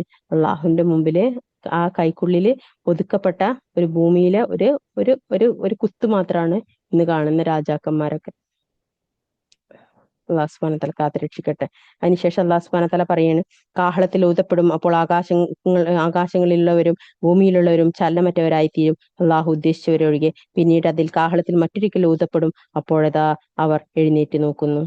കാഹളത്തിൽ ഊതുക എന്ന് പറയുന്നത് ഒരു ഊത്, രണ്ടാമത്തെ ഊത്ത്. ഓക്കെ, ഈ രണ്ട് ഊത്തുകൾക്കിടയിൽ എത്ര കാലം ഉണ്ട് എന്നുള്ളതൊന്നും നമുക്കറിയില്ല. അള്ളാഹു സുബ്ഹാനഹു വ തആല അത് അന്ന് അന്ത്യനാളിൽ അത് ചെയ്യും എന്നുള്ളത് മാത്രമേ നമുക്ക് അറിയുള്ളൂ. ഓക്കെ, നമ്മളൊക്കെ ഉറങ്ങിക്കിടക്കുകയായിരിക്കും. പിന്നീട് നമ്മൾ ഉയർത്തെഴുന്നേൽപ്പിക്കപ്പെടുമ്പോൾ ആരാണ് നമ്മളെ ഉണർത്തിയത് എന്ന് ചോദിക്കുന്നു. അങ്ങനെയായിരിക്കും നമ്മൾ ഉയർത്തെഴുന്നേൽക്കുക എന്നുള്ളതാണ്. നമുക്ക് അത്ര ഓർമ്മയെ വരില്ല നമുക്ക് എത്ര കാലം ഭൂമിയിൽ ജീവിച്ചു, അതിനുശേഷം നമ്മൾ ഇങ്ങനെ പിന്നെ ഖബറിലായിരുന്നു എന്നുള്ളതൊന്നും നമുക്ക് ഓർമ്മയെ വരില്ല എന്ന്. പിന്നീട് അല്ലാഹു സുബ്ഹാനഹു വ തആല ഭൂമിയിൽ നടന്ന കാര്യങ്ങൾ നമ്മളോട് ചോദിക്കുമ്പോഴാണ് നമുക്ക് എല്ലാം ഓർമ്മ വരും. പക്ഷെ നമ്മളെ നാവ് ഇളകൂല എന്നാണ്, നമ്മുടെ ശരീരഭാഗങ്ങൾ പറഞ്ഞു കൊടുക്കുന്നതാണ് നമ്മൾ ചെയ്ത കർമ്മങ്ങൾ മുഴുവനും. ഒക്കെ അല്ലാഹു സുബ്ഹാനഹു വ തആല കാത്തുരക്ഷിക്കട്ടെ. ഭൂമി അതിന്റെ രക്ഷിതാവിന്റെ പ്രഭ കൊണ്ട് പ്രകാശിക്കുകയും ചെയ്യും. കർമ്മങ്ങളുടെ രേഖ വെക്കപ്പെടുകയും പ്രവാചകന്മാരും സാക്ഷികളും കൊണ്ടുവരപ്പെടുകയും ജനങ്ങൾക്കിടയിൽ സത്യപ്രകാരം വിധിക്കപ്പെടുകയും ചെയ്യും. അവരോട് അനീതി കാണിക്കപ്പെടുകയില്ല. ഓരോ വ്യക്തിക്കും താൻ പ്രവർത്തിച്ചത് നിറവേറ്റി കൊടുക്കപ്പെടുക തന്നെ ചെയ്യും. അവർ പ്രവർത്തിക്കുന്നതിനെ പറ്റി അവൻ നല്ലവണ്ണം അറിയുന്നവനത്രേ. സത്യനിഷേധികൾ കൂട്ടം കൂട്ടമായി നരകത്തിലേക്ക് നയിക്കപ്പെടുകയും ചെയ്യും. അങ്ങനെ അവർ അതിനടുത്ത് വന്നാൽ അതിന്റെ വാതിലുകൾ തുറക്കപ്പെടും. നിങ്ങൾക്ക് നിങ്ങളുടെ രക്ഷിതാവിന്റെ ദൃഷ്ടാന്തങ്ങൾ ഓതിക്കൽപ്പിക്കപ്പെടുകയും നിങ്ങൾക്കുള്ളതായ ഈ ദിവസത്തെ കണ്ടുമുട്ടുന്നതിനെ പറ്റി നിങ്ങൾക്ക് താക്കീത് നൽകുകയും ചെയ്യുന്ന നിങ്ങളുടെ കൂട്ടത്തിൽ നിന്ന് തന്നെയുള്ള ദൂതന്മാർ നിങ്ങളുടെ അടുത്ത് വന്നിട്ടില്ലേ എന്ന് അതിന്റെ നരകത്തിന്റെ കാവൽക്കാർ അവരോട് ചോദിക്കുകയും ചെയ്യും. അവർ പറയും, അതെ, പക്ഷേ സത്യനിഷേധികളുടെ മേൽ ശിക്ഷയുടെ വചനം സ്ഥിരപ്പെട്ടു പോയി. അവരോട് പറയപ്പെടും, നിങ്ങൾ നരകത്തിന്റെ വാതിലുകളിലൂടെ പ്രവേശിക്കുക, നിങ്ങൾ ഇതിൽ നിത്യവാസികളായിരിക്കും. എന്നാൽ അഹങ്കാരികളുടെ പാർപ്പിടം എത്ര ചീത്ത. തങ്ങളുടെ രക്ഷിതാവിനെ സൂക്ഷിച്ച് ജീവിച്ചവർ സ്വർഗത്തിലേക്ക് കൂട്ടം കൂട്ടമായി നയിക്കപ്പെടും. അങ്ങനെ അതിന്റെ കവാടങ്ങൾ തുറന്നു വെക്കപ്പെട്ട നിലയിൽ അവർ അതിനടുത്ത് വരുമ്പോൾ അവരോട് അതിന്റെ കാവൽക്കാർ പറയും, നിങ്ങൾക്ക് സമാധാനം, നിങ്ങൾ സംശുദ്ധരായിരിക്കുന്നു, അതിനാൽ നിത്യവാസികൾ എന്ന നിലയിൽ നിങ്ങൾ അതിൽ പ്രവേശിച്ചു കൊള്ളുക. അവർ പറയും, നമ്മളോടുള്ള നമ്മുടെ വാഗ്ദാനം സത്യമായി പാലിക്കുകയും സ്വർഗത്തിൽ നിന്ന് നാം ഉദ്ദേശിക്കുന്ന സ്ഥലത്ത് നമുക്ക് താമസിക്കാവുന്ന വിധം ഈ സ്വർഗഭൂമി നമുക്ക് അവകാശപ്പെടുത്തുകയും ചെയ്തു തന്ന അള്ളാഹുവിന് സ്തുതി. അപ്പോൾ പ്രവർത്തിച്ചവർക്കുള്ള പ്രതിഫലം എത്ര വിശിഷ്ടം. മലക്കുകൾ തങ്ങളുടെ രക്ഷിതാവിനെ സ്തുതിക്കുന്നതോടൊപ്പം പ്രകീർത്തനം ചെയ്തുകൊണ്ട് സിംഹാസനത്തിന്റെ ചുറ്റും വലയം ചെയ്യുന്നതായി നിനക്ക് കാണാം. അവർക്കിടയിൽ സത്യപ്രകാരം വിധി കൽപ്പിക്കപ്പെടും. ലോകരക്ഷിതാവായ അള്ളാഹുവിന് സ്തുതി എന്ന് പറയപ്പെടുകയും ചെയ്യും. അല്ലാഹു സുബ്ഹാനഹു വ തആല അവന്റെ അതിവിശാലമായ കാരുണ്യം കൊണ്ടും അവന്റെ അതിമഹത്തായ ദയ കൊണ്ടും നമ്മെ എല്ലാവരെയും അവന്റെ പ്രീതി ലഭിച്ച് സ്വർഗം ലഭിച്ച ഏറ്റവും നല്ല അടിമകളുടെ കൂട്ടത്തിൽ ഉൾപ്പെടുത്തി അനുഗ്രഹിക്കുമാറാകട്ടെ. ആമീൻ യാ റബ്ബൽ ആലമീൻ. നരകവും സ്വർഗവും അതാ അതിന്റെ ആ സമയത്ത് അത് നമുക്ക് കാണിക്കപ്പെടും എന്നുള്ളതാണ്. നരകത്തിന് 7 വാതിലുകളാണ് ഉള്ളത്. ആ 7 വാതിലുകളിലൂടെ ഓരോരുത്തരും ഓരോ വാതിലിലൂടെ പ്രവേശിക്കുമെന്നാണ്, ഓരോ തരത്തിൽ തിന്മകൾ ചെയ്തവർ. സ്വർഗത്തിനാണെങ്കിൽ 8 വാതിലുകൾ ഉണ്ട് എന്നാണ്. അവരുടെ കർമ്മങ്ങൾ അനുസരിച്ച് അവർക്ക് പല വഴിയിലൂടെ കയറാൻ പറ്റും. നോമ്പ് നമസ്കരിച്ചവർക്ക്, നോമ്പ് കൂടുതൽ നോറ്റവർക്ക്, ദാനധർമ്മങ്ങളിൽ ഉയർന്നവർക്ക്, ധർമ്മസമരങ്ങളിൽ ഏർപ്പെട്ടവർക്ക്, അങ്ങനെ പല പല സൽക്കർമ്മങ്ങൾ കൊണ്ട് പല പല വഴികളിലൂടെ ആയിരിക്കും അവർ സ്വർഗത്തിലേക്ക് കയറുക എന്നുള്ളതാണ്. ഓക്കെ, അപ്പം പിന്നെ എല്ലാ വാതിലുകളിൽ നിന്നും സ്വർഗത്തിലേക്ക് വിളിക്കുന്ന ഒരാൾ ഭൂമിയിൽ ഉണ്ടായിരുന്നു. അവരായിരുന്നു അബൂബക്കർ സിദ്ദീഖ് റളിയല്ലാഹു അൻഹു. അതുപോലെയുള്ള ആളുകളുടെ കൂട്ടത്തിൽ നമ്മളെല്ലാവരും അല്ലാഹു സുബ്ഹാനഹു വ തആല ഉൾപ്പെടുത്തി അനുഗ്രഹിക്കുമാറാകട്ടെ. എല്ലാ ദർജകളിലും അല്ലാഹു സുബ്ഹാനഹു വ തആല നമ്മളെ ഉയർത്തി തരുമാറാകട്ടെ. ദുനിയാവിൽ ജീവിക്കുന്നിടത്തോളം കാലം എല്ലാ ദർജകളിലും അല്ലാഹു സുബ്ഹാനഹു വ തആലയുടെ തൃപ്തിപ്പെട്ട ഉത്തമരായ അടിമകളാകാൻ നമുക്കൊക്കെ അല്ലാഹു സുബ്ഹാനഹു വ തആല തൗഫീഖ് നൽകി അനുഗ്രഹിക്കുമാറാകട്ടെ. ആമീൻ യാ റബ്ബൽ ആലമീൻ.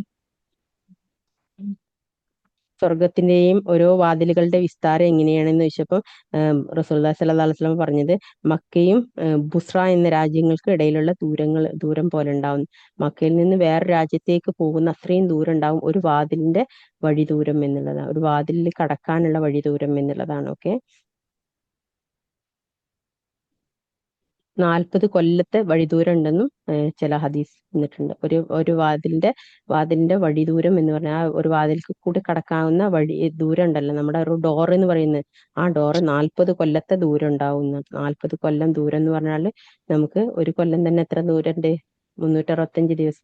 365 ദിവസത്തിൽ എത്ര എത്ര സമയമുണ്ട്? 24 മണിക്കൂർ ഓരോ ദിവസം വെച്ചിട്ടല്ലേ?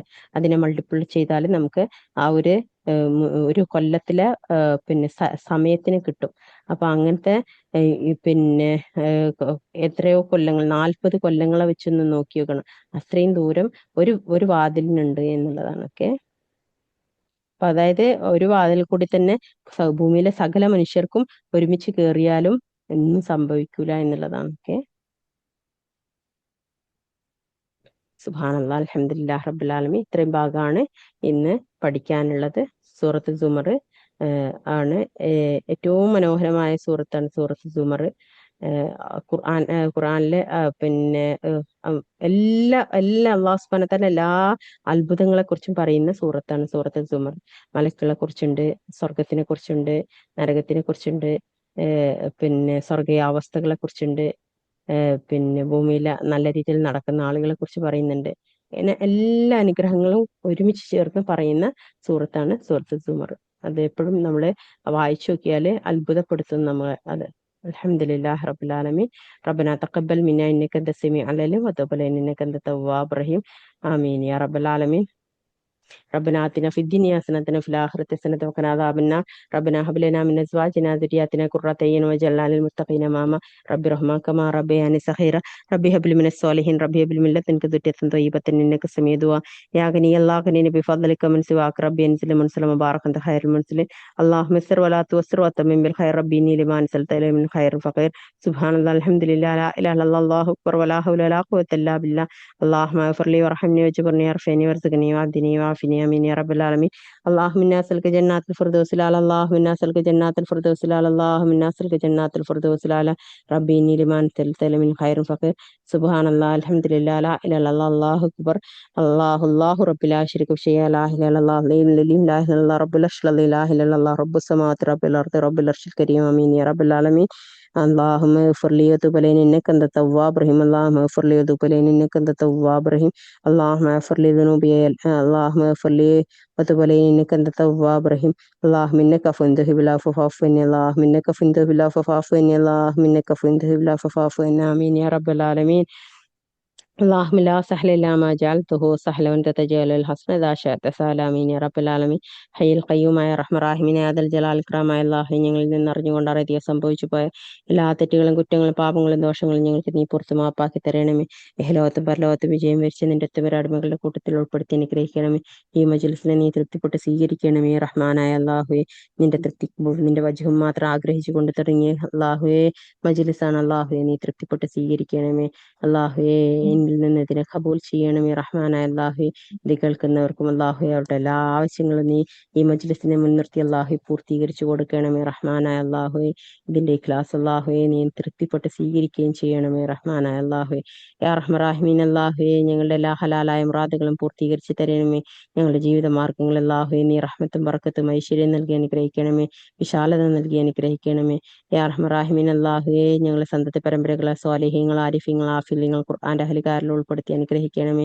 ഞങ്ങളുടെ മാതാപിതാക്കൾക്ക് നീ പുറത്ത് മാപ്പ് കൊടുക്കണമേ. അല്ലാഹുവേ അവരെ ഇഹലോകത്തും പരലോകത്തും വിജയം വരിച്ച നിന്റെ അടിമകളുടെ കൂട്ടത്തിൽ ഉൾപ്പെടുത്തി അനുഗ്രഹിക്കണമേ. ഞങ്ങളിൽ നിന്ന് നിന്നിലേക്ക് മടങ്ങിയവർക്ക് അല്ലാഹു മഗ്ഫിറത്തും മർഹമത്തും നൽകി അനുഗ്രഹിക്കണമേ. അല്ലാഹുവേ റഹ്മാൻ റഹീം അല്ലാഹുവേ, ഞങ്ങളുടെ സഹോദരങ്ങൾക്ക് സന്തോഷ സുഖവും സമാധാനം സംതൃപ്തി നിറഞ്ഞ ദാമ്പത്യ ജീവിതങ്ങളും കുടുംബ ജീവിതങ്ങളും നൽകി അനുഗ്രഹിക്കണമേ. അവരുടെ എല്ലാ പ്രയാസങ്ങളും ബുദ്ധിമുട്ടുകളും വിഷമങ്ങളും നീ നീക്കി കൊടുക്കണമേ. അല്ലാഹുവേ ഞങ്ങളുടെ ഇണകളിൽ അല്ലാഹുവേ നീ റഹ്മത്തും ബർക്കത്തും ഐശ്വര്യം നൽകി അനുഗ്രഹിക്കണമേ. അല്ലാഹുവേ ഞങ്ങൾക്കിടയിലുള്ള സ്നേഹബന്ധം അല്ലാഹുവേ ഞങ്ങൾ നിലനിൽക്കുന്നിടത്തോളം കാലം അല്ലാഹു നിലനിർത്തി തരണമേ. അല്ലാഹുവേ ഞങ്ങൾക്കിടയിൽ അല്ലാഹുവേ പരസ്പരം വിശ്വാസങ്ങളും സ്നേഹവും സഹാനുഭൂതിയും അല്ലാഹുവേ നീ നിലനിർത്തി തരണമേ. റഹ്മാനായ അല്ലാഹുവേ ഞങ്ങളെ പരസ്പരം ഇണകളും തുണകളുമാക്കി അനുഗ്രഹിക്കണമേ. യാ റഹ്മാൻ റഹീം അല്ലാഹുവേ, ഞങ്ങളോട് ദുആ കൊണ്ട് വസിയത്ത് ചെയ്തവർക്ക് അല്ലാഹുവേ അവരുടെ എല്ലാ ഹലാലായ മുറാദുകളും പൂർത്തീകരിച്ചു കൊടുക്കണമേ. അല്ലാഹുവേ മക്കളില്ലാതെ പ്രയാസപ്പെടുന്നവർക്ക് സ്വാലിഹീങ്ങളായ സന്തതി പരമ്പരകളെ നൽകി അനുഗ്രഹിക്കണമേ. ഭവനങ്ങളില്ലാതെ പ്രയാസപ്പെടുന്നവർക്ക് അല്ലാഹു വിശാലമായ ഭവനങ്ങളെ നൽകി അനുഗ്രഹിക്കണമേ. അസുഖങ്ങൾ കൊണ്ട് പ്രയാസപ്പെടുന്നവർക്ക് പരിപൂർണമായ ശിഫ നൽകി അല്ലാഹുവേ അവർക്ക് അവരുടെ കാര്യങ്ങൾ ഏറ്റവും ഉത്തമമായി രീതിയിൽ ചെയ്യാവുന്ന രീതിയിൽ അല്ലാഹുവേ അവരുടെ ജീവിതത്തെ നീ ഉയർത്തി കൊടുക്കണമേ. യാ റഹ്മാൻ റഹീം അല്ലാഹുവേ അദൽ ജലാൽ ഇക്റാം അല്ലാഹുവേ എല്ലാ മാറാ രോഗങ്ങളിൽ നിന്ന്, അസുഖങ്ങളിൽ നിന്ന്, ആപത്തുകളിൽ നിന്ന്, ബുദ്ധിമുട്ടുകളിൽ നിന്ന്, മഹാരോഗങ്ങളിൽ നിന്ന് ഞങ്ങളെയും അവരെയും കാത്തുരക്ഷിക്കണമേ. യാ റഹ്മാൻ റഹീം അല്ലാഹുവേ ഞങ്ങളുടെ ഈ കൂട്ടായ്മ അല്ലാഹുവേ നീ ഉയർത്തി തരണമേ. അള്ളാഹുവെ ലോക മുസ്ലിങ്ങൾക്ക് അള്ളാഹുവെ ഉത്തമമായ മജ്ലിസുകളാക്കി അള്ളാഹുവെ ഞങ്ങളുടെ ഈ സ്ഥാപനത്തെ അള്ളാഹു ഉയർത്തിത്തരയണമേ. റഹ്മാനായ അള്ളാഹുവെ യാദൽ ജലാൽ ഇക്രാമായ അള്ളാഹുവെ ഇൽ ഖയ്യൂമായ അള്ളാഹുവെ ലോക ജനതയ്ക്ക് അള്ളാഹുവെ സമൂഹത്തിന് അള്ളാഹുവെ മക്കൾക്ക് അള്ളാഹുവെ ദീനി വിജ്ഞാനം നൽകുന്ന ഏറ്റവും ഉന്നതമായ നിന്റെ പഠന സംവിധാനമാക്കി അള്ളാഹുവെ നീ ഇതിനെ ഉയർത്തിത്തരയണമേ. അള്ളാഹുവെ ഞങ്ങൾ കച്ചവട സ്ഥാപനങ്ങളിൽ നിന്ന് റഹ്മത്തും ബർക്കത്തും ഐശ്വര്യം നൽകി അനുഗ്രഹിക്കണമേ. അത് വരും തലമുറകൾക്ക് വേണ്ടി എന്നിട്ട് അള്ളാഹുവെ ഞങ്ങളിൽ നിന്ന് ജാരിയായ സദക്കയായി നീ നിലനിർത്തി തരികയും ചെയ്യണമേ. യാ റഹ്മറാഹിമീൻ അള്ളാഹു യാദൽ ജലാൽ ഇക്രാമായ അള്ളാഹു സമുദായ അള്ളാഹു ഞങ്ങളുടെ ജീവിത മാർഗങ്ങളിൽ അള്ളാഹു ഞങ്ങളുടെ ജോലികളിൽ അള്ളാഹു ഉന്നതി ഉയർച്ച റഹ്മത്തും ബർക്കത്തും ഐശ്വര്യം നൽകി അനുഗ്രഹിക്കണമേ. ഞങ്ങളോട് കരുണ കാണിക്കാത്തവരെ അള്ളാഹുവെ ഞങ്ങൾക്ക് മേലധികാരികളാക്കുന്നതിൽ നിന്ന് അള്ളാഹു നിന്നിലേക്ക് ഞങ്ങൾ അഭയം തേടുന്നു. റഹ്മാനായ അള്ളാഹുവെ യാദൽ ജലാൽ ഇക്രാമായ അള്ളാഹു ഞങ്ങളുടെ നമസ്കാരവും അള്ളാഹുവെ ഞങ്ങളുടെ പ്രവർത്തനങ്ങളും അള്ളാഹുവെ ഞങ്ങളുടെ ഇബാദത്തുകളും നീ തൃപ്തിപ്പെട്ട് സ്വീകരിക്കണമേ. അതിന് 700 ഇരട്ടിയോളം അള്ളാഹുവെ നീ ഉയർത്തിത്തരികയും അള്ളാഹുവെ അതിന്റെ അജ്ർ അള്ളാഹു ദുനിയാവിലും ആഖിറത്തിലും ഞങ്ങൾക്ക് നീ നൽകി അനുഗ്രഹിക്കണമേ. സ്വർഗത്തിൽ ജന്നാത്തുൽ ഫിർദൗസിൽ ആലയിൽ അള്ളാഹു നിന്നെ കൺകുളിർക്ക് കണ്ടുമുട്ടാൻ അള്ളാഹു ഞങ്ങൾക്ക് നീ തൗഫീക്ക് നൽകണമേ. അള്ളാഹു ദുനിയാവിൽ ഞങ്ങൾ എന്തെങ്കിലും അറിഞ്ഞുകൊണ്ട് അറിയാതെ തെറ്റുകുറ്റങ്ങൾ ചെയ്തു പോയിട്ടുണ്ടെങ്കിൽ അതെല്ലാം വിട്ടുപുറത്ത് മാപ്പാക്കി തരികയും അള്ളാഹു നന്മയുടെ മാർഗത്തിൽ നീ തൃപ്തിപ്പെട്ട മാർഗത്തിൽ അള്ളാഹു ഞങ്ങൾക്ക് ജീവിക്കാനുള്ള തൗഫീക്ക് നൽകി അനുഗ്രഹിക്കുകയും ചെയ്യണമേ. അള്ളാഹു ദീനിനെ ഞങ്ങളുടെ ഹൃദയത്തിൽ അള്ളാഹുയെ സമാധാനമാക്കി തരണമേ. ഞങ്ങളുടെ ഇബാദത്തുകൾ അള്ളാഹുയെ ഞങ്ങൾക്ക് സന്തോഷം നൽകുന്ന സംതൃപ്തി നൽകുന്നതാക്കി തരണമേ. റഹ്മാനായ അള്ളാഹുയെ ഞങ്ങളുടെ സന്തതി പരമ്പരകളെ അള്ളാഹു സമൂഹത്തിനും കുടുംബങ്ങൾക്കും അള്ളാഹു ഉത്തവരാക്കി അനുഗ്രഹിക്കണമേ. അള്ളാഹു ഇബ്ലീസിന്റെ എല്ലാ ഷറുകളിൽ നിന്നും ഞങ്ങളെയും അവരെയും എല്ലാ സത്യവിശ്വാസികളെയും കാത്തുരക്ഷിക്കണമേ.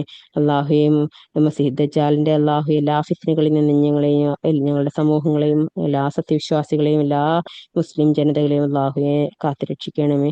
റഹ്മാന അള്ളാഹുയെ മുസ്ലിം ജനത അനുഭവിക്കുന്ന ഈ പ്രയാസത്തിൽ അള്ളാഹുയെ ശത്രുക്കളിലേക്ക് തന്നെ നീ മടക്കുകയും അള്ളാഹുയെ മുസ്ലിം ജനതയെ അള്ളാഹു ഇസ്സത്തുള്ളവരാക്കി അള്ളാഹു ഉന്നതമായ സ്ഥാനമുള്ളവരാക്കി അനുഗ്രഹിക്കുകയും ചെയ്യണമേ. അള്ളാഹു ശത്രുക്കൾക്ക് സന്തോഷിക്കാൻ വേണ്ടി അള്ളാഹു ഞങ്ങളെ നീ വിട്ടുകൊടുക്കരുതേ. റഹ്മാനായ അള്ളാഹു ആമീൻ യാ റബ്ബൽ ആലമീൻ. റബ്ബനാ തഖബ്ബൽ മിന്നാ ഇന്നക അൻത സമീഉൽ അലീം വതുബ് അലൈനാ ഇന്നക അൻത തവ്വാബുർ റഹീം. സുബ്ഹാനകല്ലാഹുമ്മ വബിഹംദിക അശ്ഹദു അൻ ലാ ഇലാഹ ഇല്ലാ അൻത അസ്തഗ്ഫിറുക വഅതൂബു ഇലൈക. അൽഹംദുലില്ലാഹി റബ്ബിൽ ആലമീൻ ഹംദൻ കസീറൻ ത്വയ്യിബൻ മുബാറകൻ ഫീഹി. അൽഹംദുലില്ലാഹി റബ്ബിൽ ആലമീൻ. അല്ലാഹുമ്മ സ്വല്ലി അലാ മുഹമ്മദിൻ വഅലാ ആലി മുഹമ്മദ്. അസ്സലാമു അലൈക്കും വറഹ്മത്തുള്ളാഹി വബറകാതുഹു. വഅലൈക്കും അസ്സലാം വറഹ്മത്തുള്ളാഹി വഅലൈക്കും അസ്സലാം വറഹ്മത്തുള്ളാഹി വബറകാതുഹു. വബറകാതുഹു. ജസാക്കല്ലാഹ് ഖൈർ.